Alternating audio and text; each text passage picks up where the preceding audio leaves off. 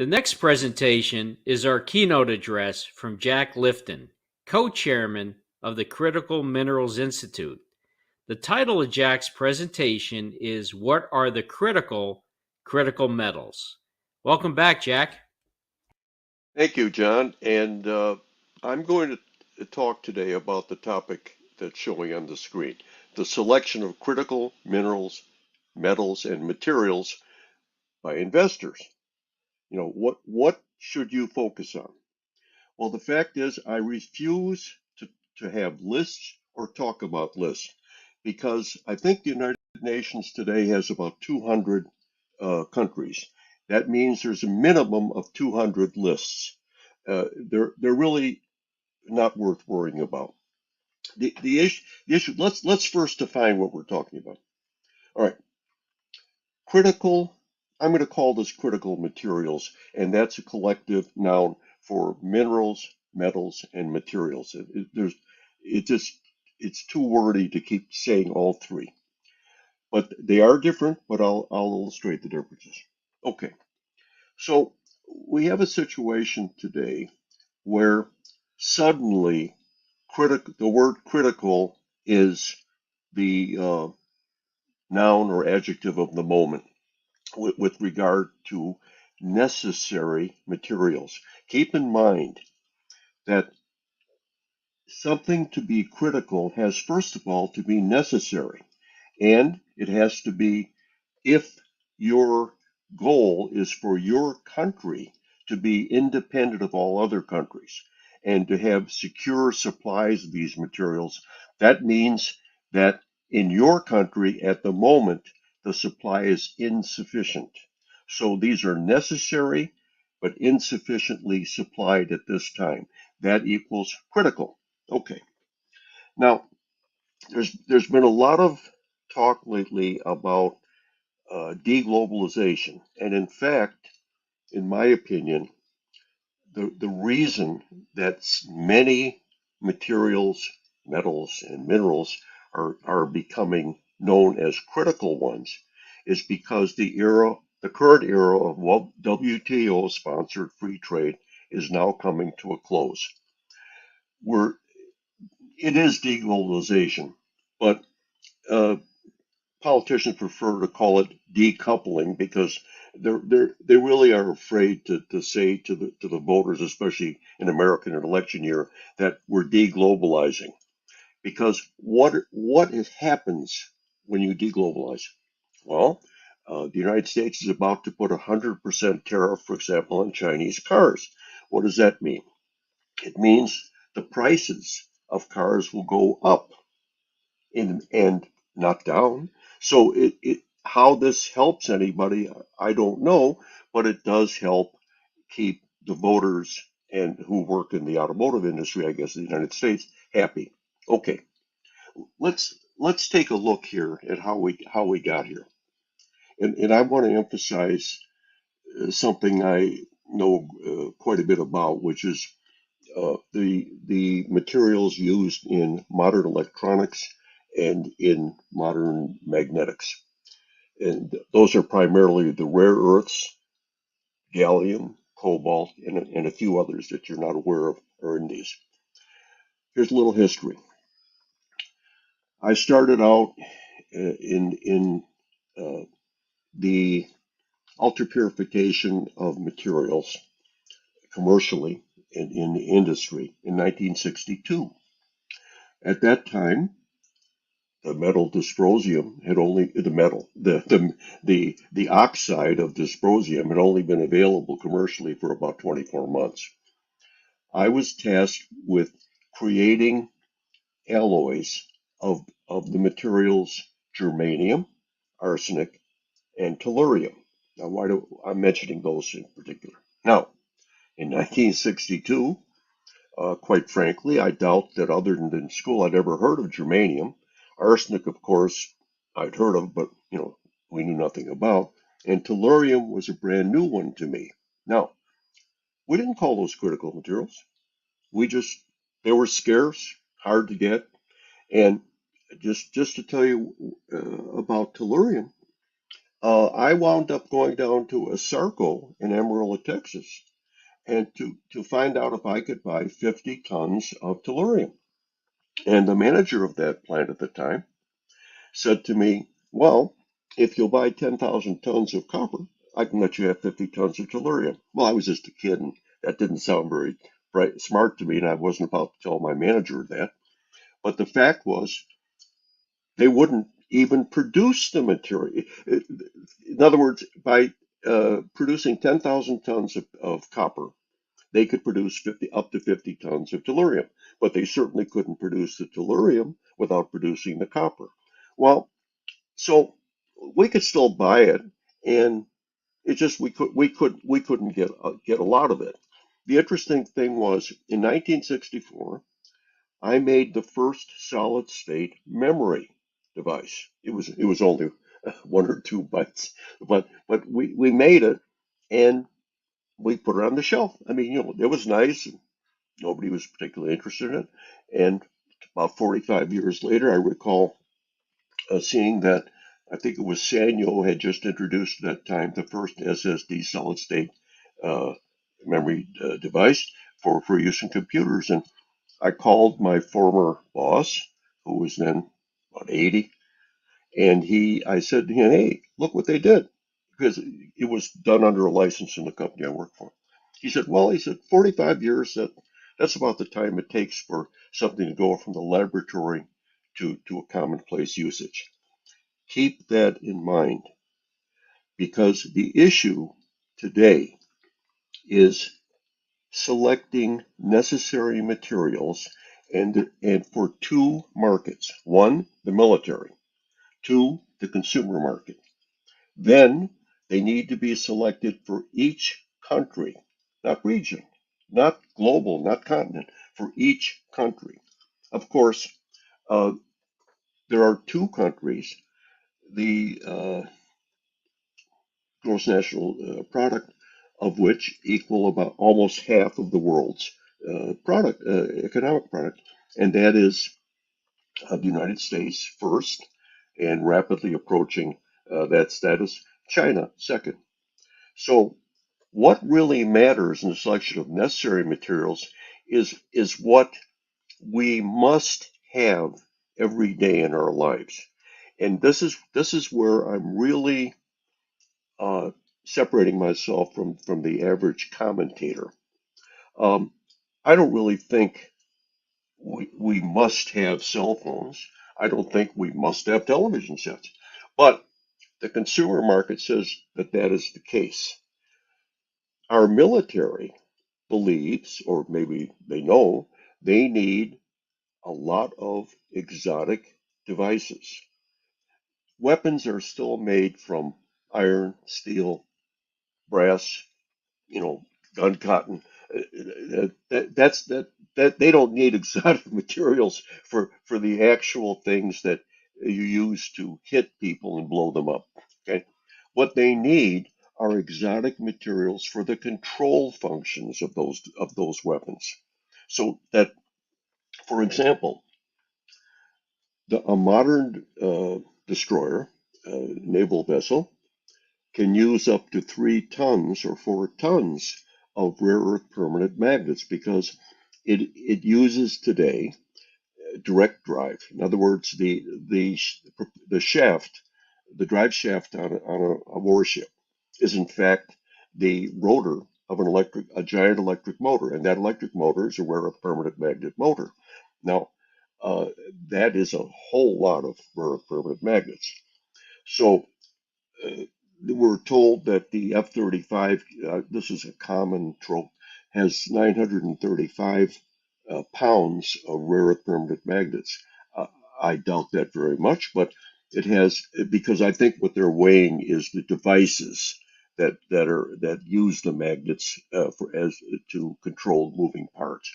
But in any case, uh, the U.S. government has ordered, I believe, over the next 15 years, something on the order of 2,000 of those aircraft. So that's already 1,000 tons of these specialized magnets, and they are not commodities. They're on that aircraft. There are many different grades of these magnets, and they each have to be made to very tight specifications. Okay, they need neodymium, praseodymium, uh, dysprosium, and terbium. Or they may need samarium and cobalt. So we don't know because the Defense Department, years ago they would tell you they needed 1,000 tons of magnets a year. Now it's classified. Okay, I'm guessing they need 3,000 tons of magnets a year. The automotive industry in the United States, just the automotive industry, today uses about 10,000 tons of rare earth permanent magnets a year just in accessories. There are very few. There's the only time you see a large quantity of rare earth permanent magnet on a vehicle is if it has an electric motor, because the drive motor for a car that weighs 1 to 2 tons requires 2.5 kilograms or 5 pounds of the magnet neodymium iron boron. Well, there aren't very many of those yet, but the typical car still uses a pound of rare earth permanent magnets in the uh, power window motor, the seat motor, the windshield wiper motor, and the power steering. Okay, we use 10,000 tons of magnets just to the automotive industry, and another couple of thousand tons for the vanishingly small uh, appliance industry in the United States today, and for the aerospace industry for aircraft. This is commercial now, talking the consumer market. Okay, so if we add together these two markets, we're going to need about 15,000 tons of rare earth permanent magnet materials right now. If we go to the EVs and uh, wind turbines, those numbers will go up rather dramatically. If the 17 million cars made in the United States today were made of using rare earth permanent magnet motors, we would need approximately 50,000 tons of rare earth permanent magnets. 50,000 tons. Uh, that then would dwarf the military need. But here's the way the real world works. The U.S. Defense Department has already invested nearly $500 million in the domestic production of rare earth permanent magnets. That's 300 million to an Australian company to build a refinery in Texas, and between 1 and 200 million to a German magnet company, which is going to relocate to South Carolina. And all of this has been done without sourcing the raw materials either to feed that plant in Texas or to be transformed somewhere into the metals and alloys required for that plant in South Carolina. And people don't even seem to think about this. Now, again, I said there are two markets.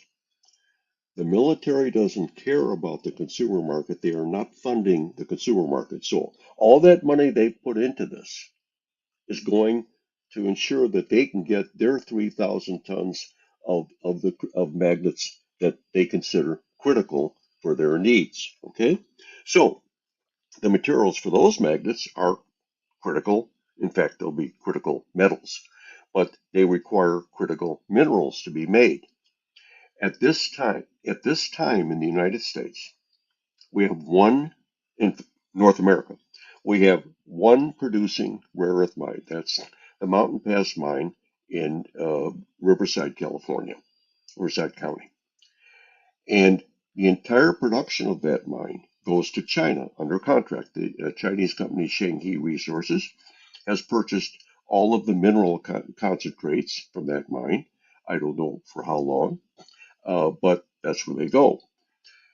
However, that company, MP Materials, is intended eh, to supply the consumer market and the this military market in the United States with the neodymium praseodymium alloy that is critical for making the rare earth permanent magnets of the type most used, but in both markets actually.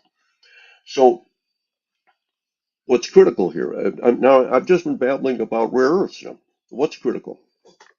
Neodymium, praseodymium, which none of you have ever heard of, dysprosium, and terbium. You have to have these four to make the high temperature cycle resistance for the magnets that we use for these purposes, automotive and uh, military. You can imagine the military. Give you an example, on a battle tank, that I don't know, the turret weighs many tons. So even though I think there's a hand crank, that's not going to happen. So those are run by servo motors and hydraulic systems, but they use rare earth permanent magnets because they give you the most power for the size involved. So we have a situation here where the Defense Department has targeted the production of critical materials for its own use, and it has not, I don't think, bothered to worry about the civilian market. It never has in the past, and it won't in the future. And we have a fragmented situation here. General Motors has openly uh, ordered 1,000 tons of rare earth permanent magnets for its automotive use from the company MP, the one that has the mine in California. And it also ordered another 1,000 tons. This is all public. 1,000 tons of magnets for motors from the German company Vakuumschmelze, which is building a plant now in South Carolina, funded by the military. Uh, I don't. I asked the people at Vakuumschmelze, how are they planning? How can they make civilian stuff when they've been funded by the military? Well, I didn't really get a straight answer, but my theory is that they're also raising money from their customers, like the automotive customers, and that'll be used to extend their production lines to where they can produce for the consumer market. But keep in mind that I told you that the current usage of these materials in the United States is 15,000 tons a year, military and civilian. Yet the problem is, at this point in time, we produce none of these things. So all of these elements I just mentioned to you, neodymium, praseodymium, dysprosium, they're all critical material. They're listed on everybody's list. But we don't. We only have one mine in the United States, and it's all of its materials are currently exported. We don't have any separation plant to produce the pure independent materials. We don't have any metal or alloy making plants to make the alloys necessary to make the magnets, and we don't have any magnet plants. Our current production of rare earth permanent magnets made from domestic material or material from friendly companies is zero. This is your classic critical material, isn't it? Okay. Now the problem is, how do you invest in it? Because you have one producer in the United States of the mineral, and no producers of anything downstream at this point in time. So you're going to have to take a deep dive into the publications of the companies that say they're going to be doing these things, and decide whether or not that's a good investment. I want. I know I've focused on rare earths, but this is the same for all of these so-called critical materials. And just for a second, I want you to think about something. If we had a non-nuclear war, what would be the critical materials? It would be iron as steel, copper, aluminum, zinc, maybe antimony, chrome and nickel. That's about it. These are things that the United States was self-sufficient in all of these except nickel up until the current era, the last 25 years. We never produced chrome in the United States, as far as I know, but I can tell you that Oregon is sitting on a lot of chrome. We just, because we're anti-mining in this country, no one, and especially in that part of the country, no one would even dream of saying we should produce chromium here. So we could be independent, but we're not. If the world right now, the whole point of anything critical, we don't have to say we can't get sufficient supplies. We have to say, where they're going to come from. In the globalized world, that was not really a problem. If you could get whatever you needed at the price you could afford, then you could produce the product that depended on that material. Okay. But as we deglobalize, the United States is putting on tariffs. The Chinese are putting on export restrictions. They've never exported rare earths as raw materials because they were never intended to feed any competitors. But now they've said you may not export the technologies for mining, refining, fabrication, and end-use component manufacturing. All of that is now forbidden for rare earths, specifically rare earths. So, for the United States to begin producing rare earth permanent magnets, here's what we need to do. We need to get people with experience and education in that area to develop these different parts of the supply chain, each one of which is an independent function or a freestanding function. So you have separation of these materials, which is only done today in one, maybe two places in the United States in a small way. You have metal making, which is not done in the United States, alloy making, which is not done in the United States, and you have magnet making, rare earth permanent magnet making from rare earth permanent magnet alloys made in the United States. Does not exist today. So time is the problem. What's critical? Time. I'm not an investment advisor, but I know well that if I wanted to build a total rare earth permanent magnet supply chain and just I'm going to do it, I would be looking at 5 to 10 years to accomplish that, providing everything went well. I could get my mine approved. I could find the technology to separate it, the technology to fabricate materials into metals, and then to make alloys, and then to make magnets. Each one of these has been a separate business in the Western world for a long time. The Chinese have vertically integrated this. Now, let me just finish this ramble by telling you something. China today produces or processes almost 60% of all the metal in the world.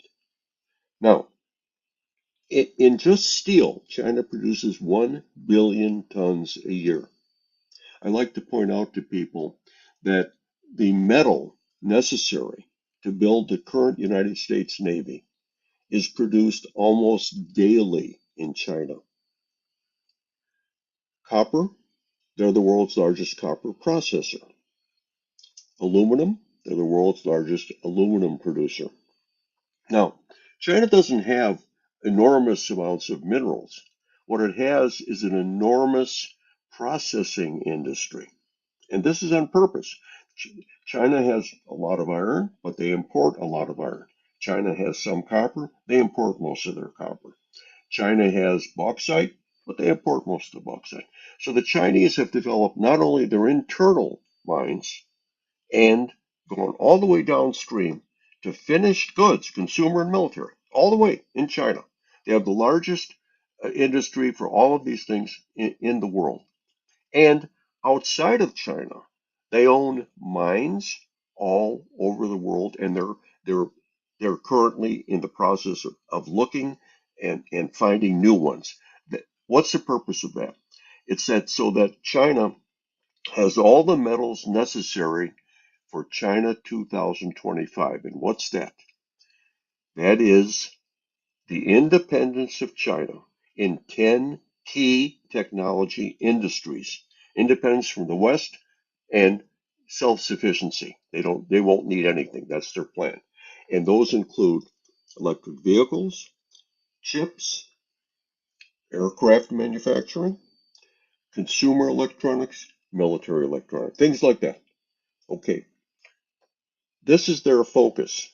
So what's the worst thing you can do? Is to put if we put up tariff barriers, which we're doing, and deglobalize, we cut ourselves off from more than half of the world's production of all metals. And that very much includes the critical metals because the Chinese have focused on these so that they can make these, they can bring their society up to the level of ours. I don't know why this is happening. I don't think that anybody in Washington or Ottawa or Brussels or London is really knowledgeable about this subject matter, which is the necessary critical materials that in sufficient quantity to maintain our our standard of living, our style of life. And so I'm gonna end this rant with just one comment. The thing that's missing in the United States is not critical minerals, critical metals, critical materials, or the processing and manufacturing required to incorporate those things into the products we use and need every day. What's missing here and in most of the West is critical thinking. Keep that in mind. I I can't help you choose what's going to be critical because we never know. Thank you.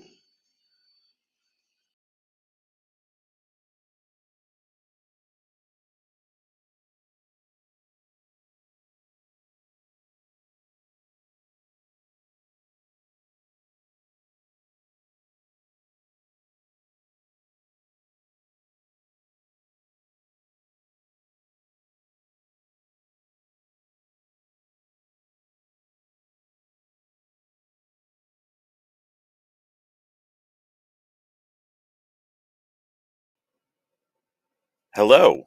Our next presentation will be from Mark Chalmers, President and CEO of Energy Fuels Inc., which trades on the New York Stock Exchange American Exchange under the symbol UUUU and the TSX under the symbol EFR. As a reminder to our virtual audience, you can submit questions for the presenter in the box to the left of the slides. Welcome, Mark. Thank you, and thank you for that introduction. And I am pleased to always be able to give an update on Energy Fuels on what is one of the most exciting clean energy transition stories out there I know of in the entire world. So we'll go ahead and get started. So this first slide, clean energy starts with us. It absolutely does. This is clean energy on steroids.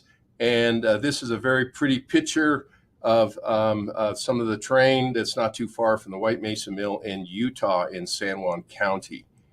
I may be making some forward-looking statements with this presentation. Those are included on page 2 of this presentation. So I just make that acknowledgement to you.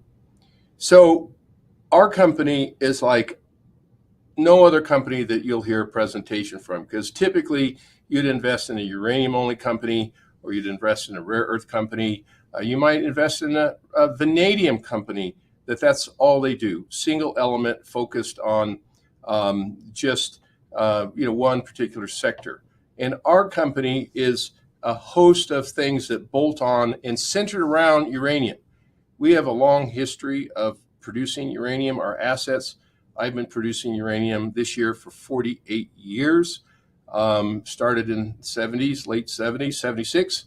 And we are focused on creating a profitable, high margin, critical mineral company centered around uranium, as I said, producing these advanced materials required for the energy transition. And again, there is no story like Energy Fuels out there that I know of. So when I graduated from the University of Arizona, typically a mining engineer, geologist, process engineer, they went into the copper business, the coal business, uranium business, nickel, your more common kind of elements out there on the periodic table.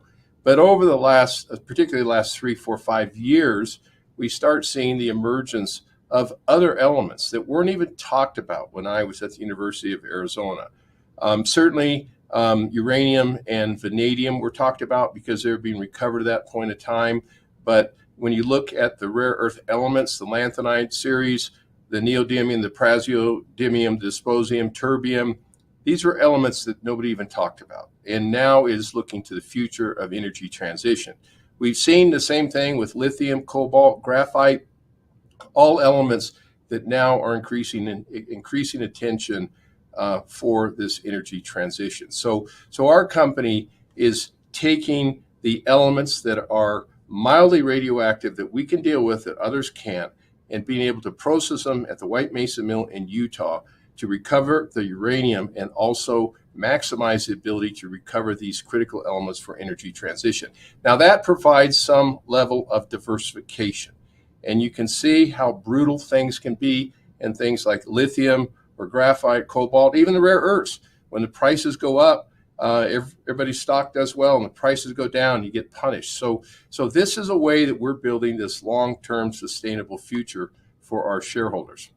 So every product that we produce, whether it's for nuclear fuel assemblies, vanadium flow batteries, the high efficiency electric motors, wind turbines, or even defense, are this hub of critical elements that we're out producing as a company, either currently or will be in the next year or two.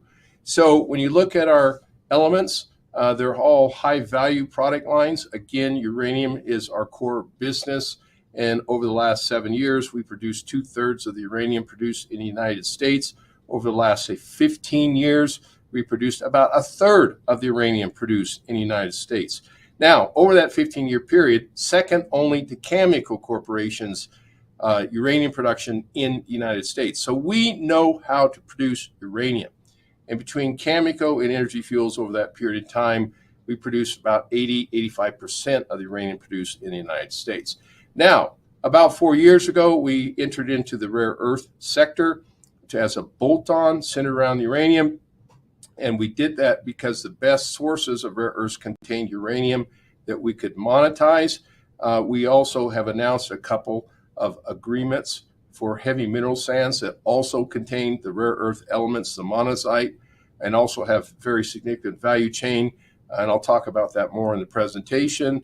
Vanadium, our vanadium deposits include uranium, and we're mining uranium vanadium deposits right now. And then we have a long history of recycling, and that is something that nobody else has in our sector. Lastly, we always pride ourselves on our financial strength. We have zero debt and about $1 billion worth of assets. We have around $250 million of cash and investments at different odds and sods. Now, the working capital reported at last period was $222 million, but when you add the current value of our inventories, it is very material. So we are very strong financially. We have revenue from uranium sales. We've been profitable for the last 5 quarters, which really nobody else can say. So at least in our sector. So this is kind of a map that the blue is really what our portfolio is on our uranium assets, with the exception to an acquisition we made a year ago of a heavy minerals sands project in Brazil called Bahia. And so those are kind of the core assets we had a year ago. And then recently, with the announcement I'll talk about more in the presentation, we acquired, or in the process of acquiring, binding agreements to acquire or to consolidate with roll up with Base Resources, Perth-based company with a long history of producing mineral sands in Africa, and also a joint venture with a group called Astron that has a Donald project in Australia. Now, the importance and significance of this is that we are doing things that we believe will be world scale and world competitive from a cost perspective in terms of recovering these elements. So our core business, as I said, has always been and always will be uranium. I started as a uranium miner when I was 18 years old and worked as a miner for about 4 years before I became a mining engineer, and then launched a career globally around the world, starting and producing from multiple projects in Australia, United States, in Africa, and even remote places like Kazakhstan. So our kind of frontier of assets is the White Mesa Mill in Utah. It's in San Juan County, and it is a project that has remarkable capabilities to produce uranium and rare earths. I worked with this asset going back into 1985. And then we have the Pinyon Plain Mine, which is in Arizona, which I built in 1987. That is currently producing uranium ore, very high grade, the highest grade uranium mine, underground mine in the United States. The Nichols Ranch is in situ recovery, and that is on, we're currently doing some drilling there to put that back into production in the not too distant future. And then we have the La Salle complex, and that is actually a complex of a number of mines that we consolidated, and we have 2 mines operating right now producing uranium, vanadium ores. So that is the first rung to get to about up to 2 million pounds of uranium per year. And 2 million pounds of uranium in the United States is very significant. So when you look at our pipeline, we have a very significant pipeline that can increase our production to roughly 6 million pounds in time.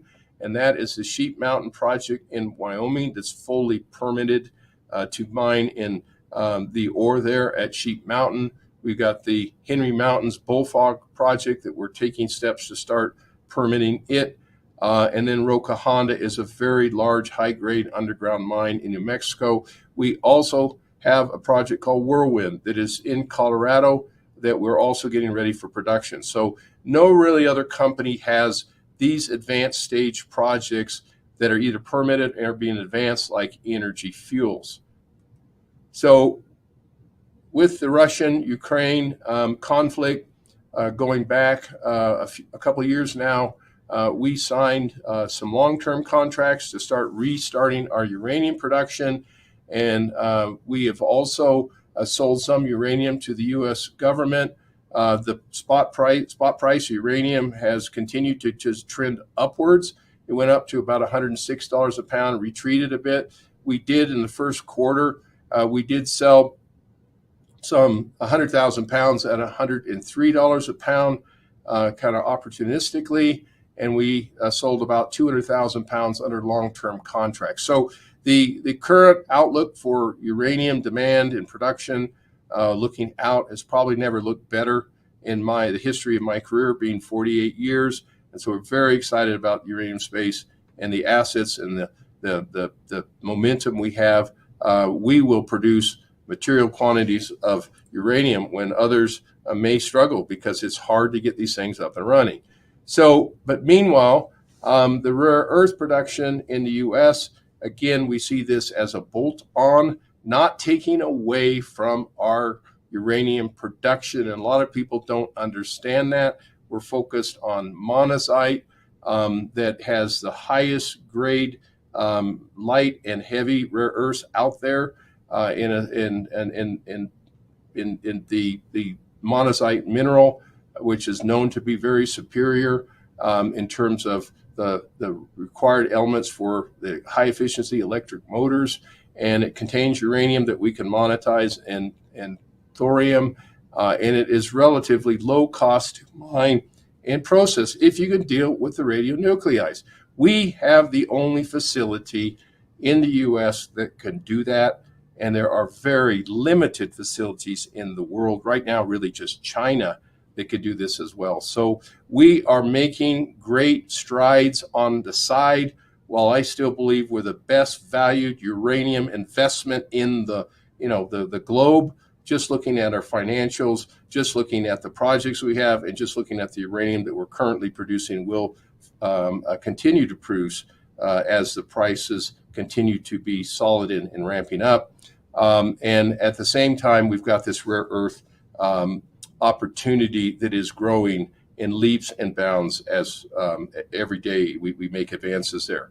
So when we got into the rare earth business, it was only a little over 4 years ago, April of 2020. It was a new strategy for us to bolt this on to uranium production.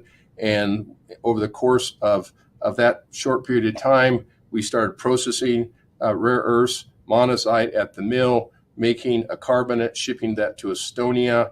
After we've done some partial commercial separations to come up with a very high grade, nearly 35% NdPr concentrate, we secured the Bahia project about 1 year ago. The Donald project is work in progress. We're advancing binding agreements on that right now. We started commercial separation at the White Mesa Mill, and I was there yesterday, and it's going outstanding. It's going so well. A lot of people have struggled getting to separation of NdPr oxides, and we're still in the early days of it, but it is going really, really well, and so we're really proud of that. And then also in April, we announced the combination with Base Resources of the Toliara project, which is a world-class heavy mineral sands project that contains a boatload of monazite. So we're looking to the future. We're looking at increasing our NdPr and processing capacity of these lights and heavy rare earths up to scales that are approaching what Lynas is currently doing and even what the Chinese are doing with their monazite strategy. So we are being aggressive but not reckless by still having a very strong core uranium business. So on the rare earths, and again, this is dynamic. We're moving down the integration table there on the left, mining, beneficiation, crack, leach, separation, and we're now starting to seriously looking at metal making and alloying. And we've only been doing this for 4 years. And a lot of people say that we do more in 1 year than most people do in 10 or 20. And you can see sort of the framework that we're building for sources from Brazil, sources from Africa and Australia. And we started off the processing of monazite with our close friends at Chemours in the United States of America. So we are building up a network to secure world significant quantities of monazite over time at world competitive costs. And this is a very, very exciting story. Some people don't understand it, but when we finally connect all the dots, they will. And I believe it's going to be very exciting times for Energy Fuels and our shareholders going forward. So on this slide, it just kind of shows how the Bahia project, the Donald project, and the Toliara project, kind of fit together. And when you look down, in addition to the heavy mineral sands revenue that we'll get from the titanium and zirconium, we will have monazite at significant scale. So if you go to that second line where it talks about 4,000 to 6,000 tons of high-grade monazite from Brazil, 7 to 14 at Donald, and 17 to 26,000 tons with Toliara. When these projects are built, operating and recovering the monazite, you can get and connect the dots that the scale is similar to Lynas and similar to China on their monazite strategy. So we will also look at other opportunities, but we have building up world scale right now. And I think this is going to be very important with our ability to process in the United States. So the Base Resource combination showing the Toliara project as a known world-class project, simple technically. It's in Madagascar. There still are some steps with the government we need to complete to get that up and running. And so we're working, or will be working, with Base when the acquisition is completed. But we're really excited about it. And the financial models of Base show that the EBITDA from that project over 30 to 40 years is somewhere between 350 to 400 million per year EBITDA. And that also providing us with substantial quantities of monazite. So this is a very quality project that makes more sense in our hands than anybody else's. So when you look at the kind of preliminary economics, we just commissioning the phase one that I said I was at yesterday, and that is also world significant on its own. Given enough feed, it can do up to 1,000 tons of NdPr, which is about a sixth of Lynas. But we built that project for $16 million, which is nothing. Most people can't even build a pilot plant for that amount. And a commercial scale project in the United States for those kind of prices shows sort of the advantages we have with our existing infrastructure and the fact that we're in Utah with a significant skilled workforce, low cost of power, water, and to do things like building things. So we also completed a class 4 pre-feasibility that shows that the actual cost of processing to recover NdPr oxide is about $30 a pound, and we see that as world competitive, particularly if we get substantial sources of low-cost monazite. And then we're also, because of the acquisition strategy we've been on, we're looking at doubling the size of what we had planned to build for separation, for crack leach separation at the White Mesa Mill, in the order of up to 50 to 60,000 tons of monazite per year. And that is the scale of Lynas is currently. So we're still working on that. We got a lot of work to do there, but we are advancing quickly. And while we're executing our plans on the rare earth strategy, we're going to produce as much uranium as we can, starting processing that later in 2024. And we're going to run the uranium circuit as hard as we can while we're also advancing the rare earth strategy. So we have these structural advantages. We're playing to our strength of being able to deal with this monazite and the ability to process and recover the uranium. And so monazite, again, has been known to be part of the game changers in the rare earth business, but people avoided it because of the radionuclides that were contained in it. And it is an opportunity for us. We also have long standing experience with running solvent extraction. Utah, as I said earlier, a great place to do business. And we have the licenses, the infrastructure right now to capitalize on both uranium business and the rare earth business. So let's talk about some of the other growth opportunities. We have a long history of producing vanadium. We have the only conventional vanadium circuit in North America. And vanadium prices are spiky. They go up and down and sideways. We're not running it currently, but we do have the ability to run it when the price warrants that. And also when we're solubilizing uranium and monazite for the rare earths, we solubilize a number of elements, including radium-226 and radium-228. Those are getting increasing attention for targeted alpha therapies for cancer treatment. And what better place to do it than at a mill that's processing that, those feed streams right now or over the next few years. So watch this space for medical isotopes. It's early stages. We have a research and development license on that, but it is advancing quickly as well. So let's talk about the recycling and community commitment. Everything we do is fits perfectly with ESG, uranium for nuclear power, reducing carbon emissions, rare earths for improvements in electrification, vanadium mainly used for steel hardening, but also for vanadium flow batteries that have better characteristics than lithium for grid scale energy storage, the medical isotopes that are solubilized while we're processing the uranium and the rare earths, and a long history of recycling natural uranium that would have gone to permanent disposal if it wasn't for Energy Fuels. So we are doing things that are needed in this world right now, again, in leaps and bounds. So community outreach, we set up a foundation a couple years ago. We committed $1 million to the foundation and 1% of our revenues from the White Mesa Mill going forward. And we've made it like $330,000 of grants to date, and we're expanding that. We're doing a lot with indigenous communities focused on public health, worker safety, the environment, and it's in education.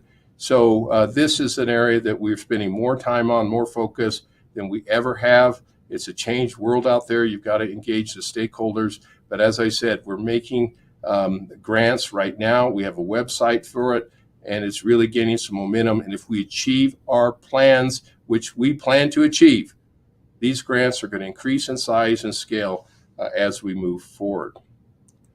So financials, if you look at our Q1 financials, we had net income of $3.6 million.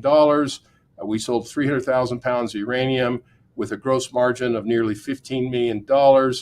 And we're currently evaluating other opportunities for other sales. But right now, when you add the cost of the value of our current inventory, we nearly have $250 million of liquidity. So again, look at our balance sheet, look at what we're doing, look at the steps we're making, and we're a very strong company looking at the long term. So guidance is we're ramping up our uranium production. We've already sold 300,000 pounds. We've got these 3 mines operating. We plan to increase other mines in there as this market improves. So we're producing or plan to be at about a 1.1 to 1.4 million pound run rate by the end of the year. We're commissioning the phase 1 separation plant. It's doing very well, and it's probably doing better than any separation plant that has been commissioned in recent history, and recent history being the last 10 or 20 years outside of China. We're doing the engineering on the phase 2, phase 3 to make that at the same scale as Lynas or some of the Chinese operations, and we're advancing the Bahia project in Brazil. So that is the end of my presentation, and I encourage you to make a serious look at Energy Fuels. We are doers, we're not promoters. We are actually exercising these steps in a very focused, intelligent, and experienced way for our shareholders over the long term. Thank you very much.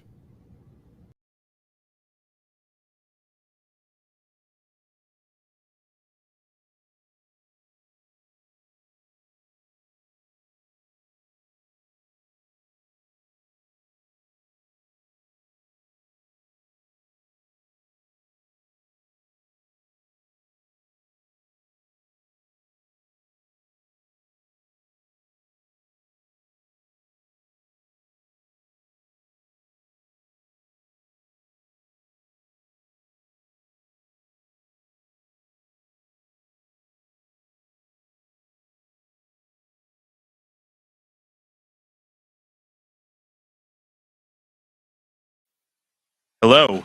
Our next presentation will be from Stephen Barrega, President of Appia Rare Earths and Uranium Corp., which trades on the OTCQX Best Market under the symbol APAAF and the CSC under the symbol API. As a reminder to our virtual audience, you can submit questions for the presenter in the box to the left of the slides. Welcome, Stephen. Thanks very much. Great to see everyone today. I'm going to spend a few minutes talking about Appia, and with a specific focus, however, on our Brazil story.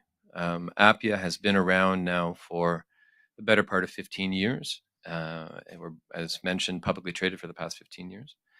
And we've been focused on Canadian assets primarily. So we've been looking at assets in the Athabasca Basin, both hard rock monazite assets for rare earths, as well as early stage exploration projects for uranium. But we also have an asset in Elliott Lake, Ontario, that I'll do a little bit of work on and bring you up to speed on that. But really, the main focus for today's presentation is going to be ionic absorption clays. That's the style of mineralization that we have in Brazil.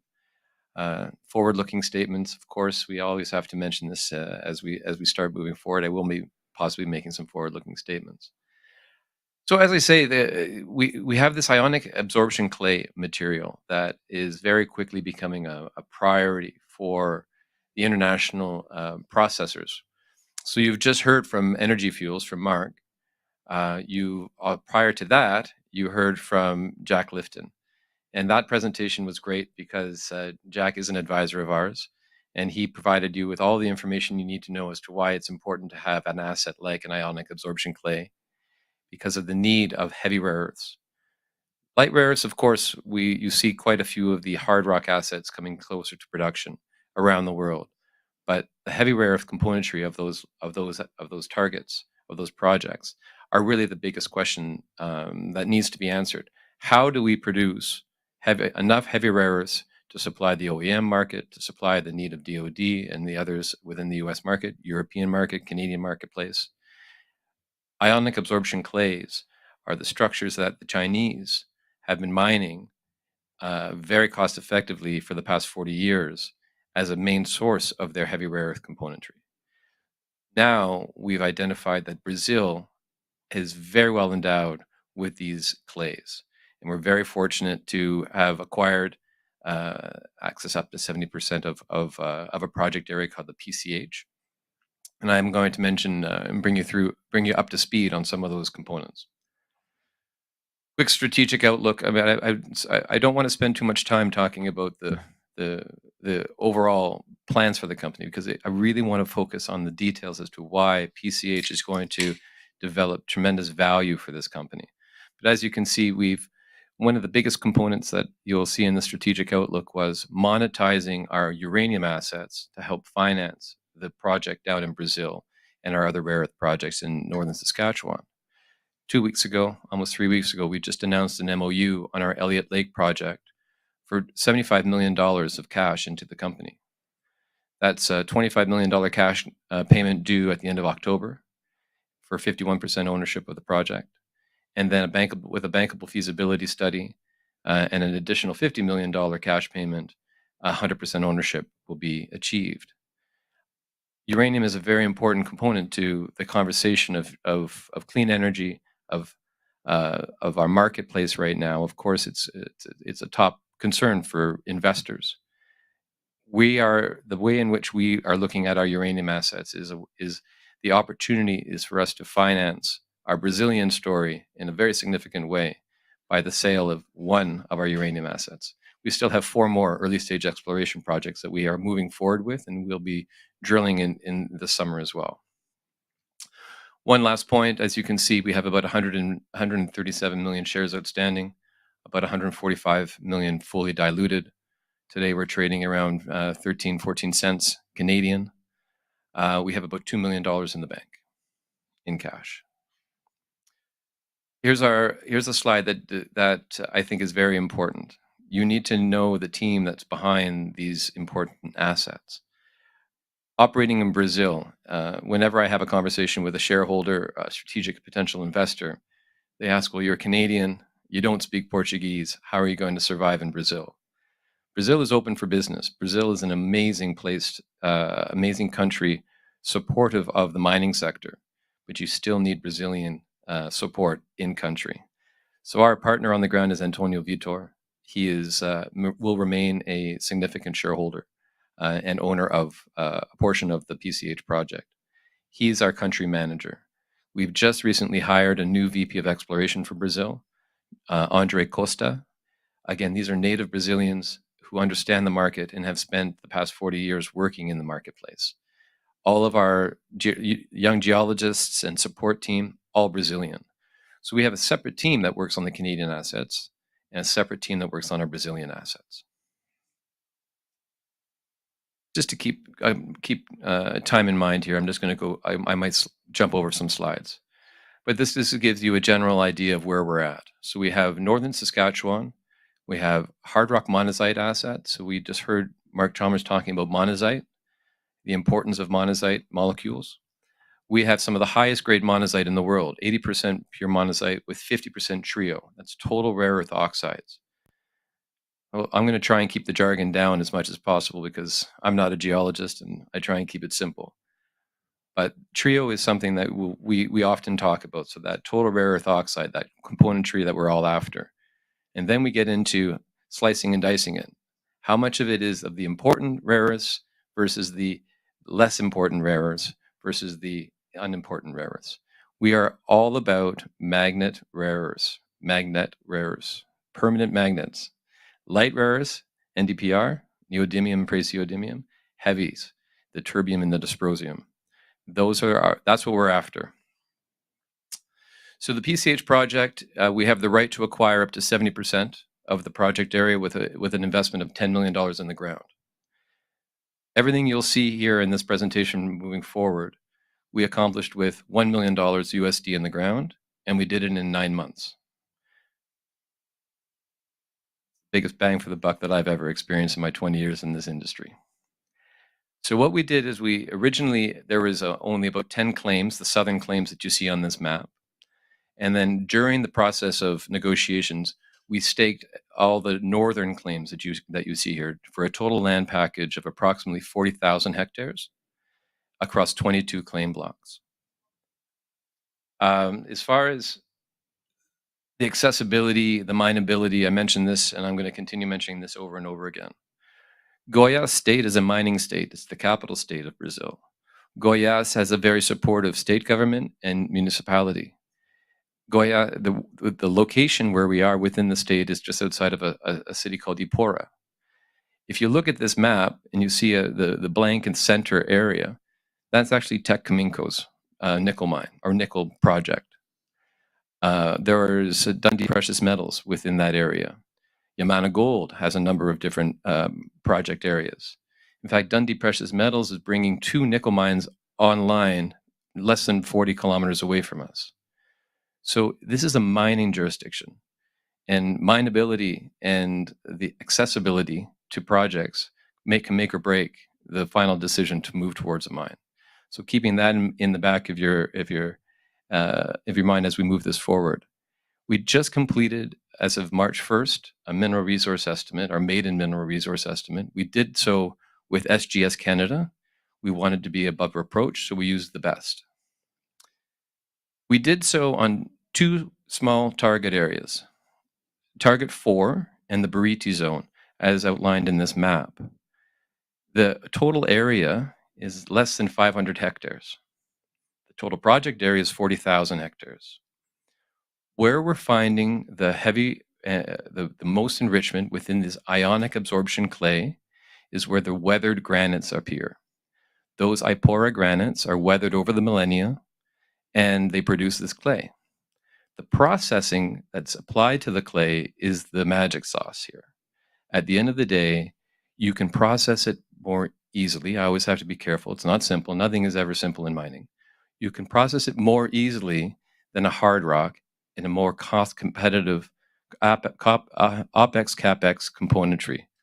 Average is about 1/3 of the cost of a hard rock mining operation. The ability to be in a state in Brazil that allows you to fast track towards production is also of benefit. And then we have the buy-in and the local community support that allows us full access to the property. Our staff go home at night. They drive 20 kilometers from town and they go home at night. This is not a fly-in, fly-out operation. This is not inaccessible location. This is flat terrain that's typically been used for cattle grazing. And the farmers that own these big properties don't have the staff or the family interested in cattle grazing any longer. The young generation have all moved to the big cities for IT jobs. They didn't want to be part of the family business anymore. So they're very happy for us to be there. And then that just translates up to municipalities, which translates up into the state, which eventually translates up to the federal side of things. They are open for business. They want to build a critical minerals industry. And I think that Brazil is, especially given the potential of these types of formations, could rival China, could be a support and a supply of critical minerals, specifically these rare earths that are used in permanent magnets. It could be that they are going to be able to actually provide enough material to counter the Chinese control. So what we have here is a mineral resource estimate, all told about 52 million tons. Average grade between indicated and inferred, somewhere around 2,700 ppm. Again, I don't want to get too far into the details. However, what's most important here is to understand that the componentry of heavy rare earths is very high relative to some of the other ionic clay stories that we find in Brazil and around the world. So that puts us in a very favorable and envious position. This chart shows you a bit of a breakdown between Target 4 and the Bariti zone.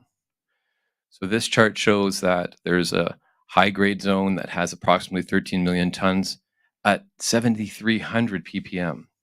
These numbers are extraordinarily rich.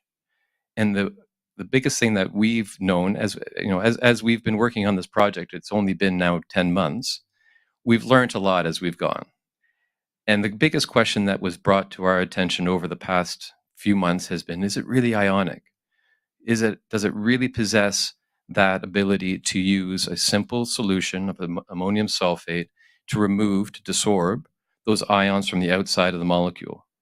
It's a wash. It's a simple wash, and you manage the pH levels, and then you take those rare earths off of the outside. There's no crushing. There's no.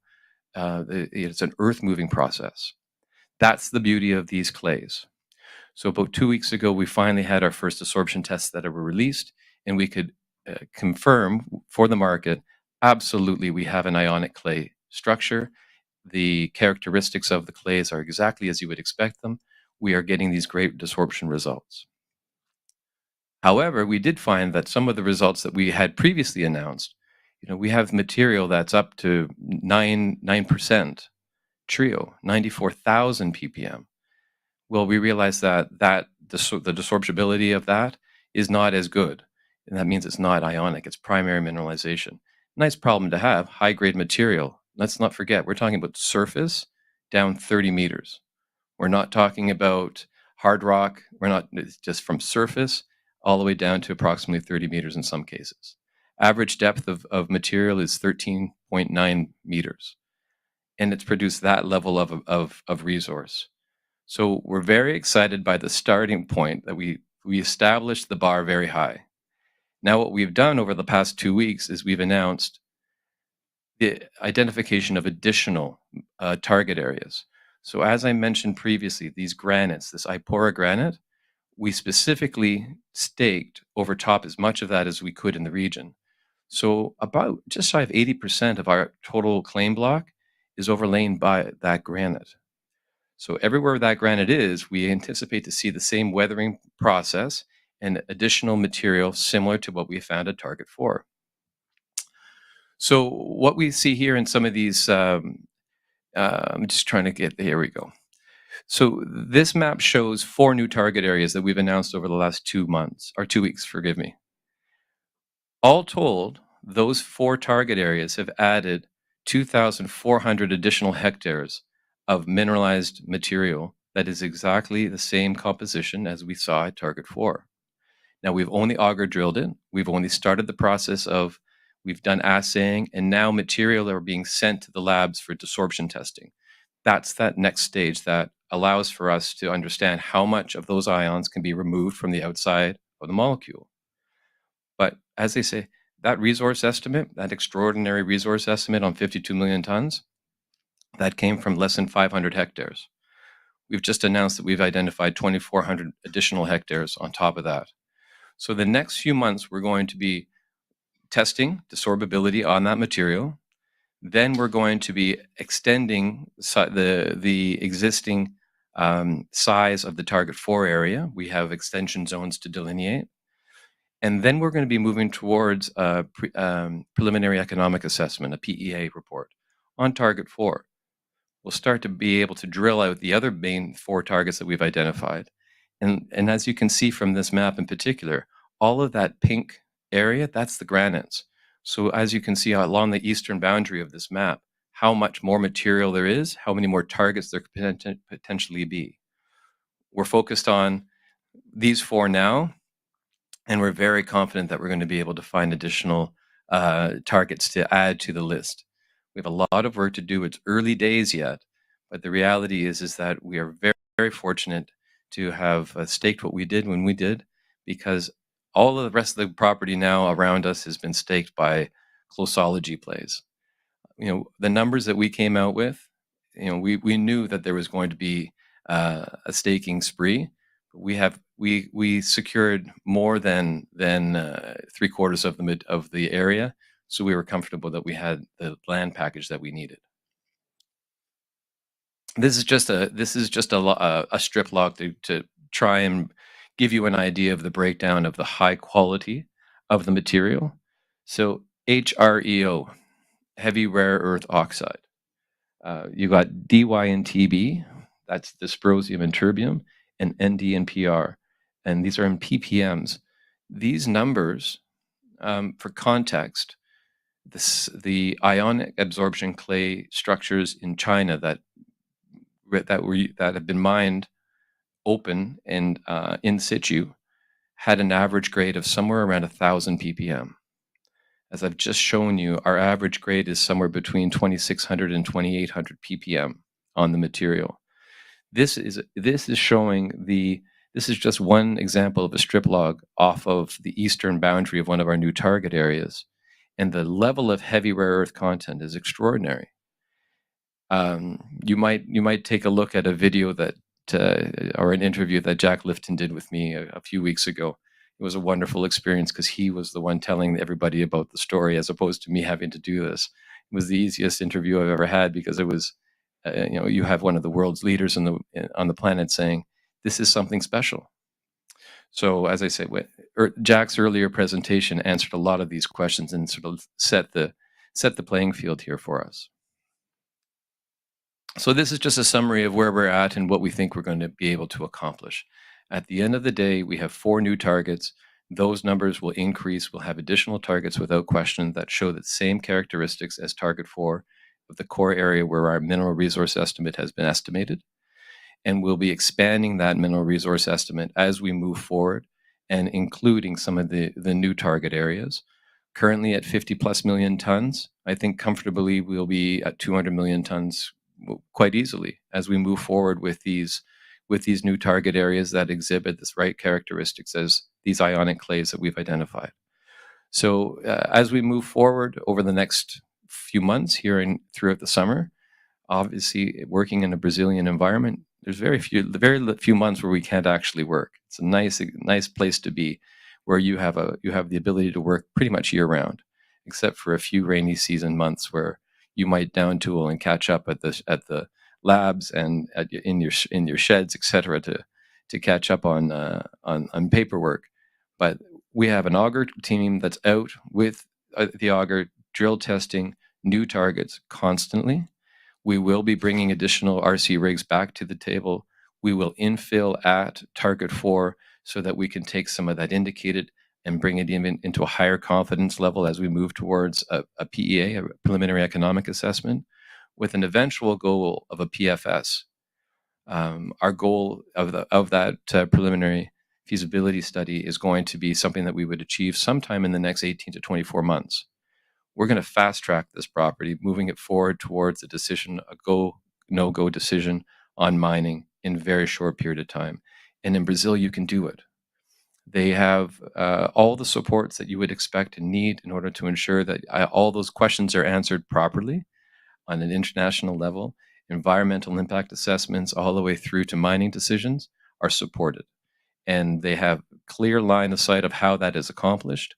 And for me, working in Brazil has been quite spectacular. It's been a great experience, and they certainly do have a line of sight of becoming a world leader in the production of critical minerals. So that's a quick summary on the PCH project. I'll take the next just few minutes to talk about Allseas Lake and some of our uranium projects as well. Allseas, as I mentioned at the very outset, is a project that we've held now for a number of years. We've spent about $20 million in northern Saskatchewan on this project through exploration, drill testing. We've identified a very significant corridor leading from this particular picture, which is called the WRCB zone. This is what monazite looks like in a hard rock environment. This is extremely high-grade monazite. If we could find this for 500 meters by 500 meters, we'd have a mine overnight. This is what 80% pure monazite looks like, with roughly 50% trio in some cases here. What we have identified in very significant quantities at Allseas Lake is low medium grade material that's at quite significant widths. We have a structural corridor that runs over 20 kilometers that we're exploring on right now. Last year, we had about a $4 million program. This year, we're focusing a little bit more on our uranium properties in northern Saskatchewan. We haven't done a lot of work on the uranium properties, and we're going to be doing specifically some work on the Loringer project. But in this case, we've got a very interesting area of focus that's going to require more exploration work.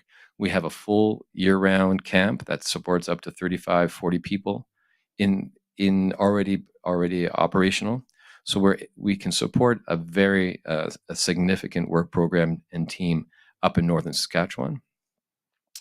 We have a long-standing relationship with SRC. SRC is the Saskatchewan Research Council. They're pioneering the development of new IP, new technology for separation of monazite.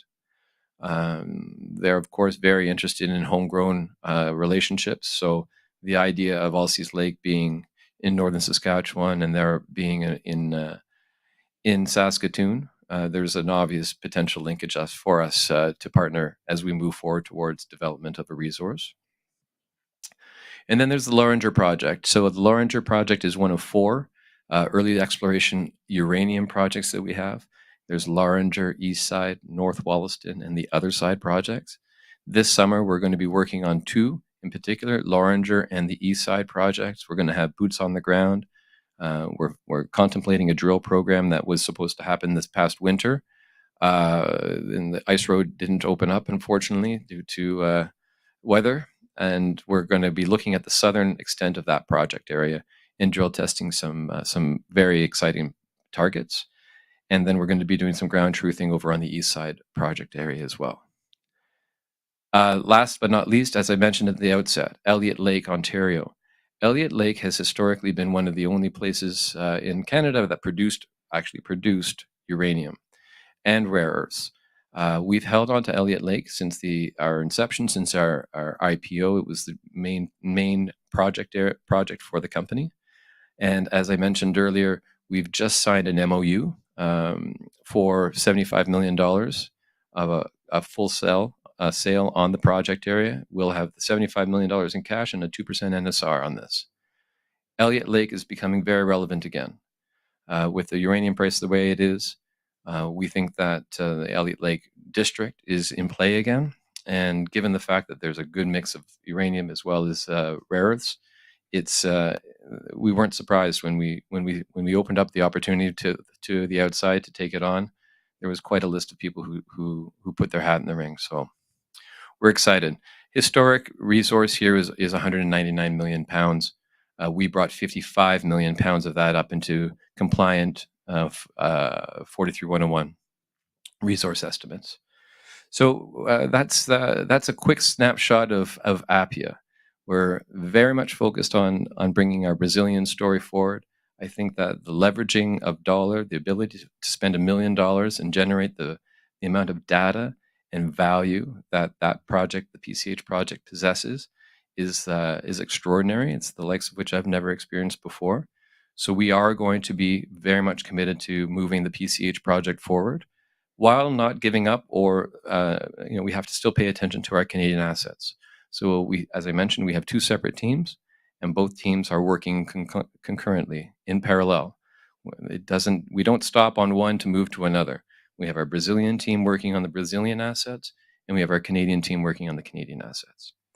So that's the summary for today. Any questions that you might have, please let me know. Any questions from the audience? All right, hold on one second. How much debt do you have in there? Debt? Yes. No, we don't have any debt.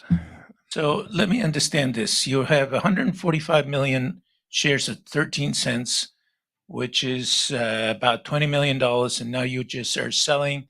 So that's the valuation of the total company, but you're selling something for 75 million. That is correct. Okay. You would think that there's a disconnect between our market cap and the announcement of our most recent MOU. So you could basically wind down the company, repay everything, buy everything back.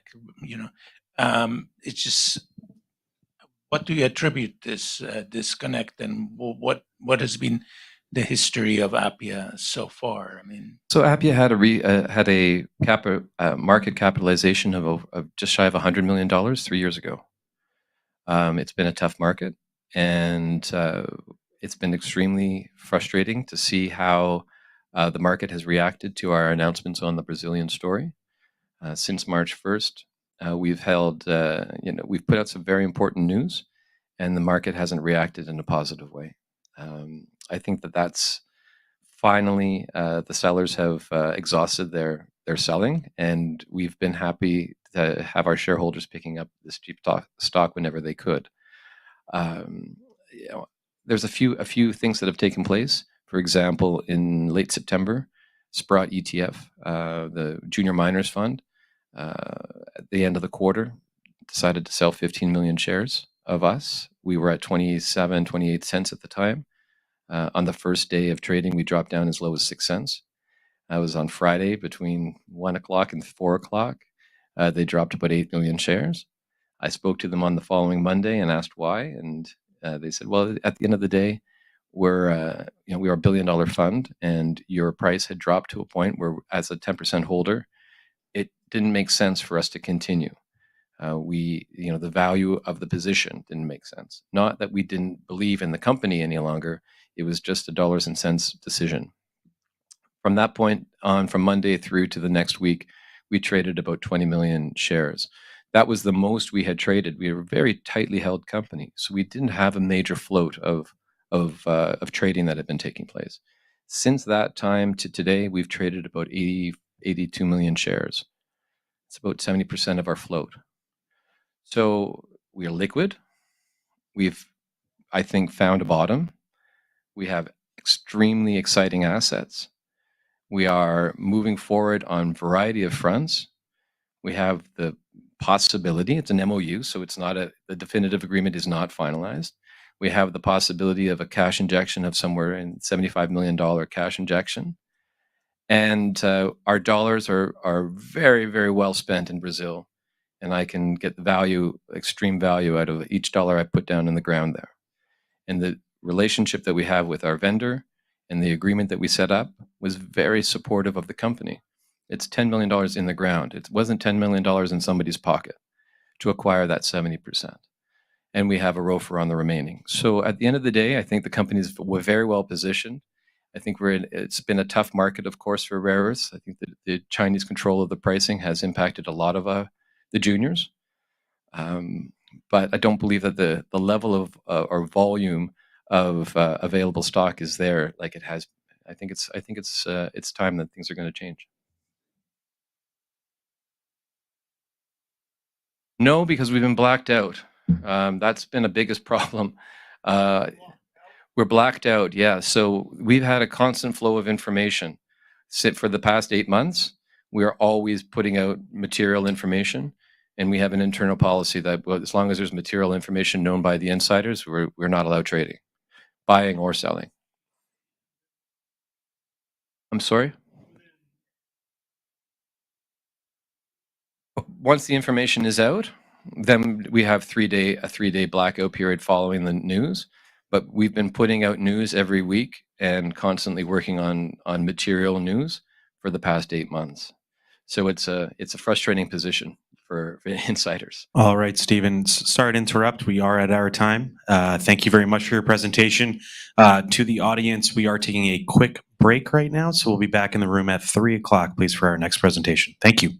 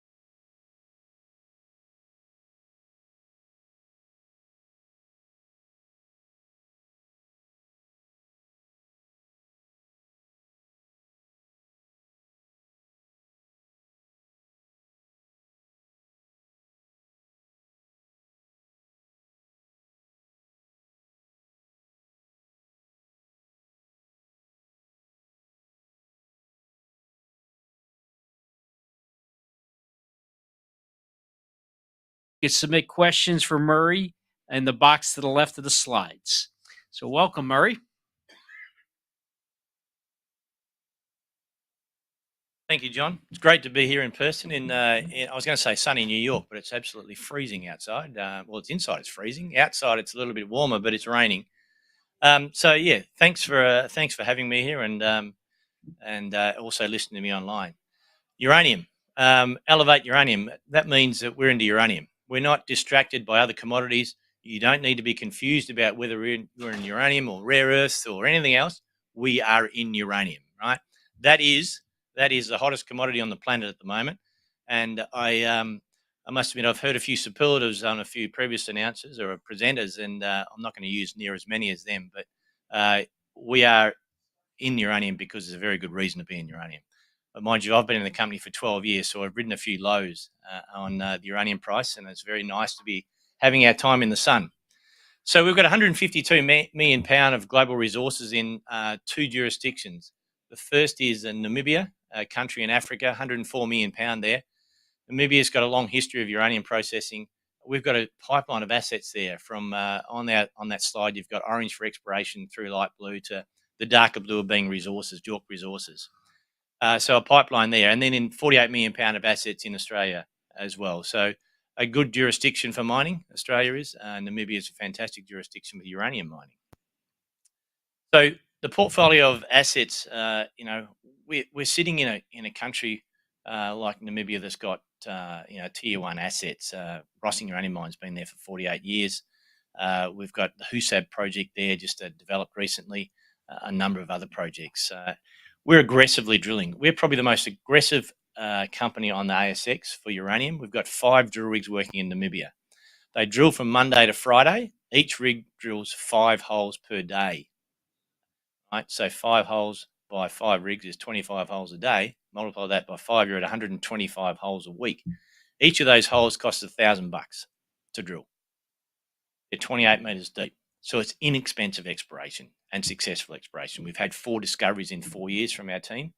And to add to that, we've got this value creation through upgrade. It's a process we developed in-house. It's a beneficiation process for these shallow ores that rejects a lot of gangue minerals to the point you've got less than 5% of the mass being leached, and hence you end up with a low capex, 50% reduction in capex and 50% reduction in opex.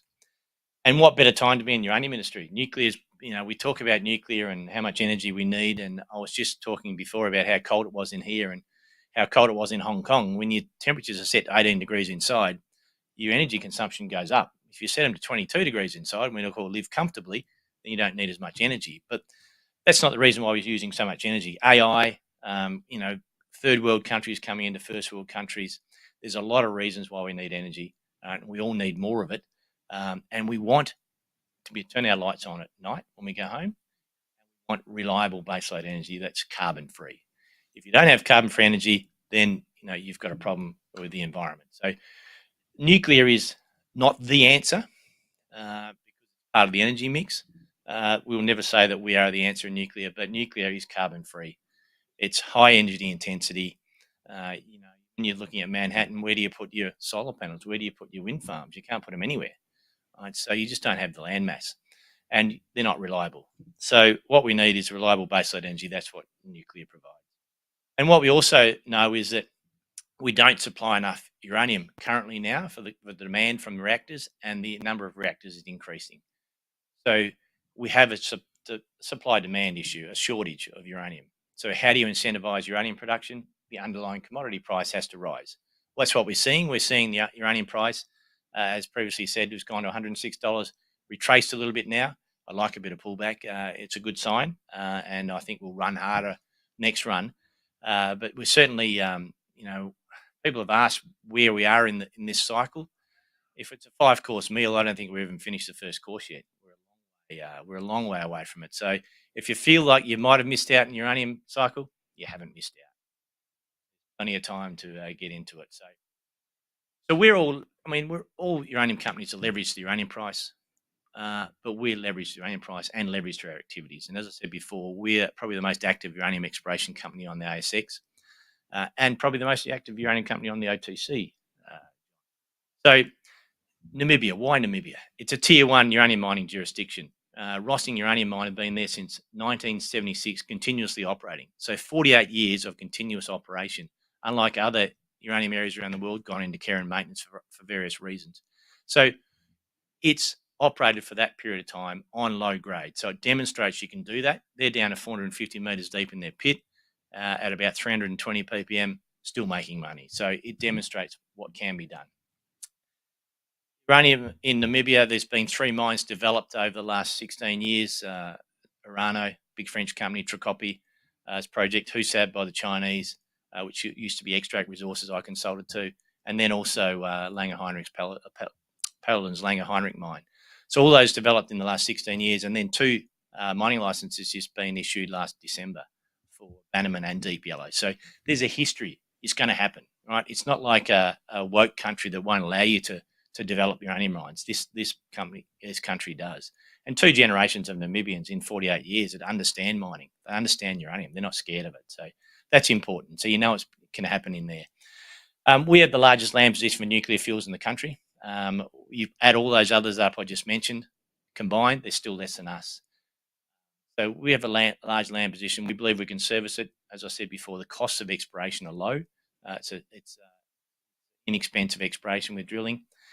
And it's the only country in the world, the Dedicated Uranium Association. They're the conduit between us as explorers, developers, producers, and also then through to government, stakeholders, the public. They do a fantastic job of promoting the country.